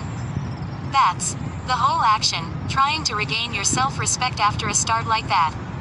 TV show, Route 66. The lamps are different but the light is the same. Rumi. Toil on, son, and do not lose heart or hope. Let nothing you dismay. You are not utterly forsaken. I, too, am. Here attentive. Now the long wire. Oh, I forgot about this one.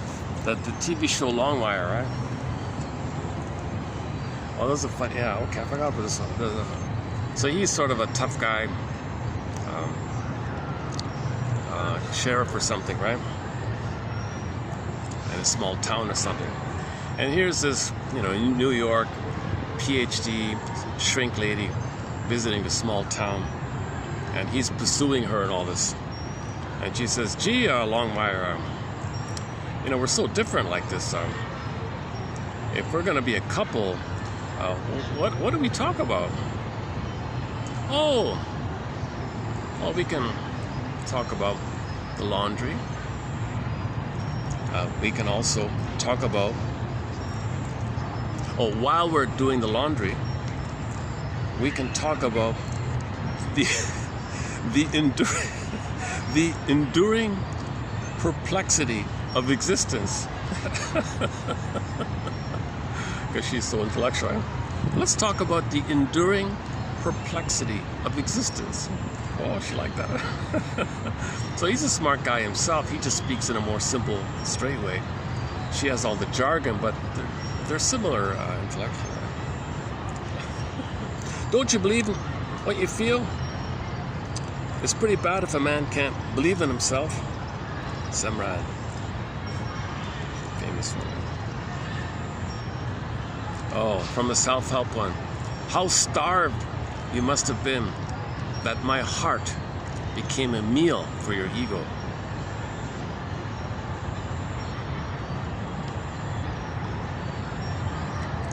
Oh, rationalization. Rationalization. With rationalization as a defense, the person is able to engage in a justification process in which unacceptable motivations or behaviors are made acceptable and even tolerated through explanations that have the appearance of logic. So you want to fool everybody and yourself by making it appear with your tricky logical fallacies and glittering generalities and playing on people's emotions and you too emotions or whatever. You want to get away with it. Oh, reaction formation. Reaction formation. The emotion of pleasure, for example, the emotion of pleasure or attraction that may be intolerable is transformed to its opposite, which can then be accepted. Oh, so you can accept. So the girl who loves the guy, the only way to accept that she loves him, she makes it acceptable to love him if she says it, if she flips it by saying she hates him. The only way she can admit she loves him is by saying she hates him. Transformation. Oh, okay, Lucy Holmes.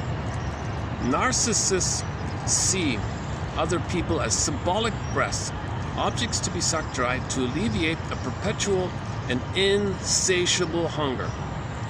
One of my patients told me, quote, "There's no such thing as love." Oh, I can go on. All right. Now here's a classic one on projection. Yeah. Here's an early quote on projection. So he talks about mote beam versus direct, the two of them. So let's just see if I can read it. How do I start this? Do I start it here? Oh, you gotta start at the top. All right, let's read. Let's let the phone read it. Insatiable hunger. One of my patients told me, there's no such thing as love. It's only need or greed. I knew. He was talking about his own inability to love. Lucy Holmes. Making bad choices keeps him dependent on and loyal to his mother. This is not a conscious thought process. J. Zimmerman. Projection may be defined as the tendency to attribute falsely to other people motives or traits that are our own or that in some way explain or justify our own. Mote beam projection might be defined as the process of exaggerating qualities in other people which they and we possess, though we may not realize that we possess them. Mote beam projection is a kind of perceptual accentuation. We see more than is there.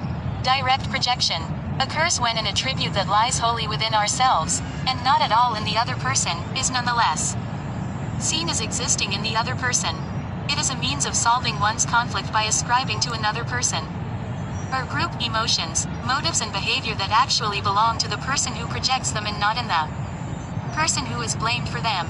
Projection of this type is merely a temporary self-restorative trick. G. Allport. The false self is derived mostly from infantile fantasies. J.F. Masterson. Capacities of the real... Oh, that's a good one. The capacities of the real self, Masterson. So this is just a random... So you can just randomly scroll, and then you'll find something, right?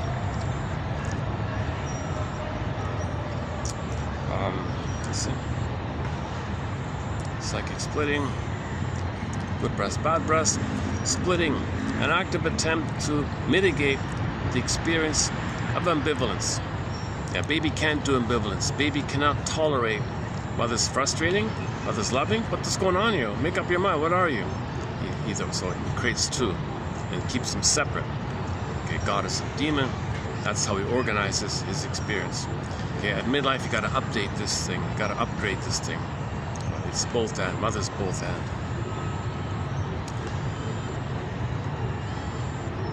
Oh, from the TV show Anger Management. I remember there was a bully guy. The therapist said, "You make these sadistic jokes. You make jokes like that because you feel insecure.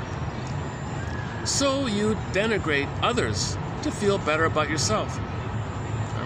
That's a very common superiority theory of humor. If he denigrates others, he needs to do that by comparison. He feels one up. If his shame's unloved, defective, unworthy, unlovable, shamed self, he can't know it. He's got to see others in that way. Then it's not him. If others are him, and he's not that, he's the mother who is the aggressor, he feels better.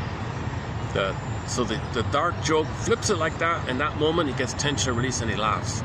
So the sadistic humor, when he says, "Oh, you're so dumb," da da da, okay, haha.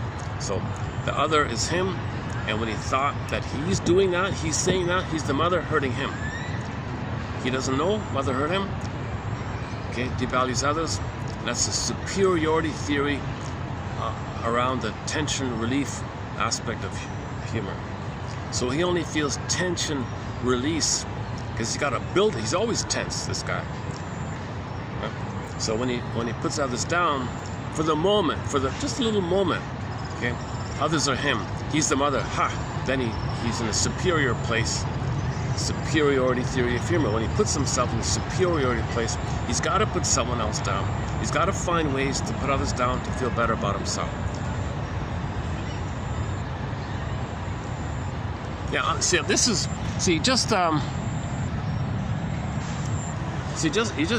you could just randomly click, eh? The adult ego state, for example. So the adult. So Eric Byrne, right? The adult is the gold up there. Okay, the parent, the child. The parent is the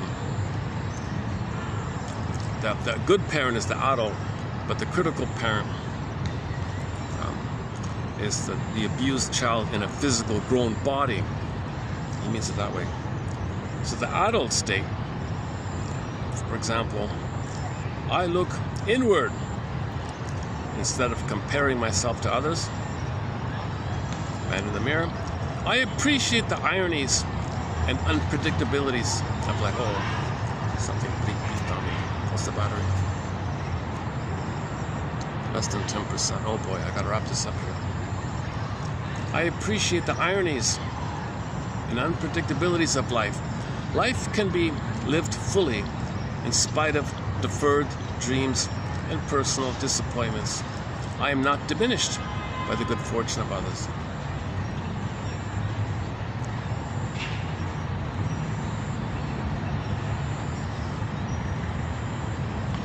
Okay, just leave it there. Let's end on a fun one. Let's see. A malady of personal synthesis. Janae, 1889, Pierre Genet postulated that psychological misery, i.e., a reduction of the individual's integrative capacity, constituted the essence of dysfunction, a malady of the personal synthesis.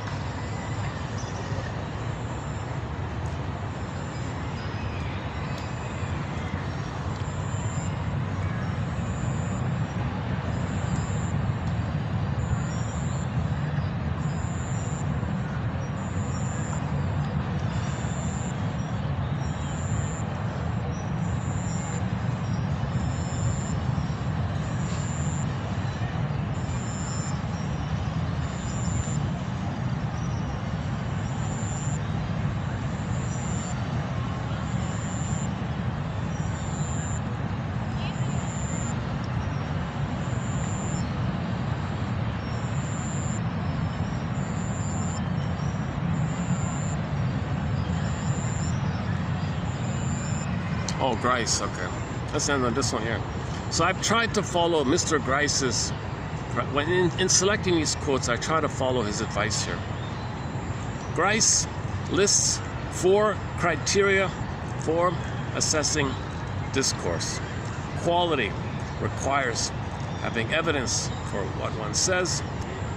Quantity indicates the ability to answer sufficiently, yet not too much. Relation refers to relevance, while manner refers to the way of relating. Okay, so on topic, helpful, quality. Okay, not too long, not too short, friendly tone. On topic, helps you a little bit. Those 4, something like that. This ballpark, right? Do we have any jokes in here? Let's see, what have I got here? Oh, jeez. 2 or 3 minutes.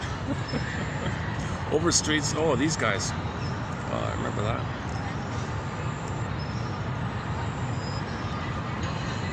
The neurotic is fighting with shadows. This explains why the actual conflict, whose practical solution seems quite simple to a healthy person, becomes a Gordian knot to the neurotic. He finds and clings to suitable rationalizations. Yeah, so if a healthy person looks at a neurotic, a healthy person is going, geez, I don't understand, right? But the neurotic has got a Gordian knot of twisting until it compared to an onion excuses. He lies to himself, Gordian knot, to compromise the pain, get pleasure out of the pain, compromise. Healthy person says, geez, I don't get that.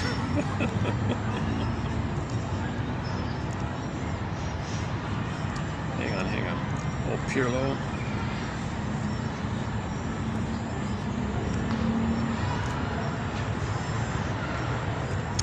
I still want to end up on a fun note. Hold on a second. Let's see if I can quickly get a fun note. Oh, here it is. Here, Emily Dickinson. A great hope fell. You heard no noise. The ruin was within. O cunning wreck that told no tale and let no witness in. That's a great one. This is one of the best quotes on trauma. Let's let the phone read it out, and when it ends, I'll see if there's enough time for a song. Reparation through mourning takes place. His development is arrested and he is unable to form a genuine love. Relationship. Marit Allen. A great hope fell. You heard no noise. The ruin was within. O cunning wreck that told no tale. And let no witness in. Emily Dickinson. We help others understand that they have a mind. A great hope fell. You heard no noise. The ruin was within. O cunning wreck that told no tale and let no witness in. Man, oh man, that's one of the best poems. It's expensive to be neurotic. It's expensive to be neurotic. Oops. Okay, let's pick a song here. Do we have enough time for a song? Oh, jeez. Let me just play the first minute of a song, and when it ends, I'll hit the stop button here. Okay, I'll see you in the next video. Thanks very much.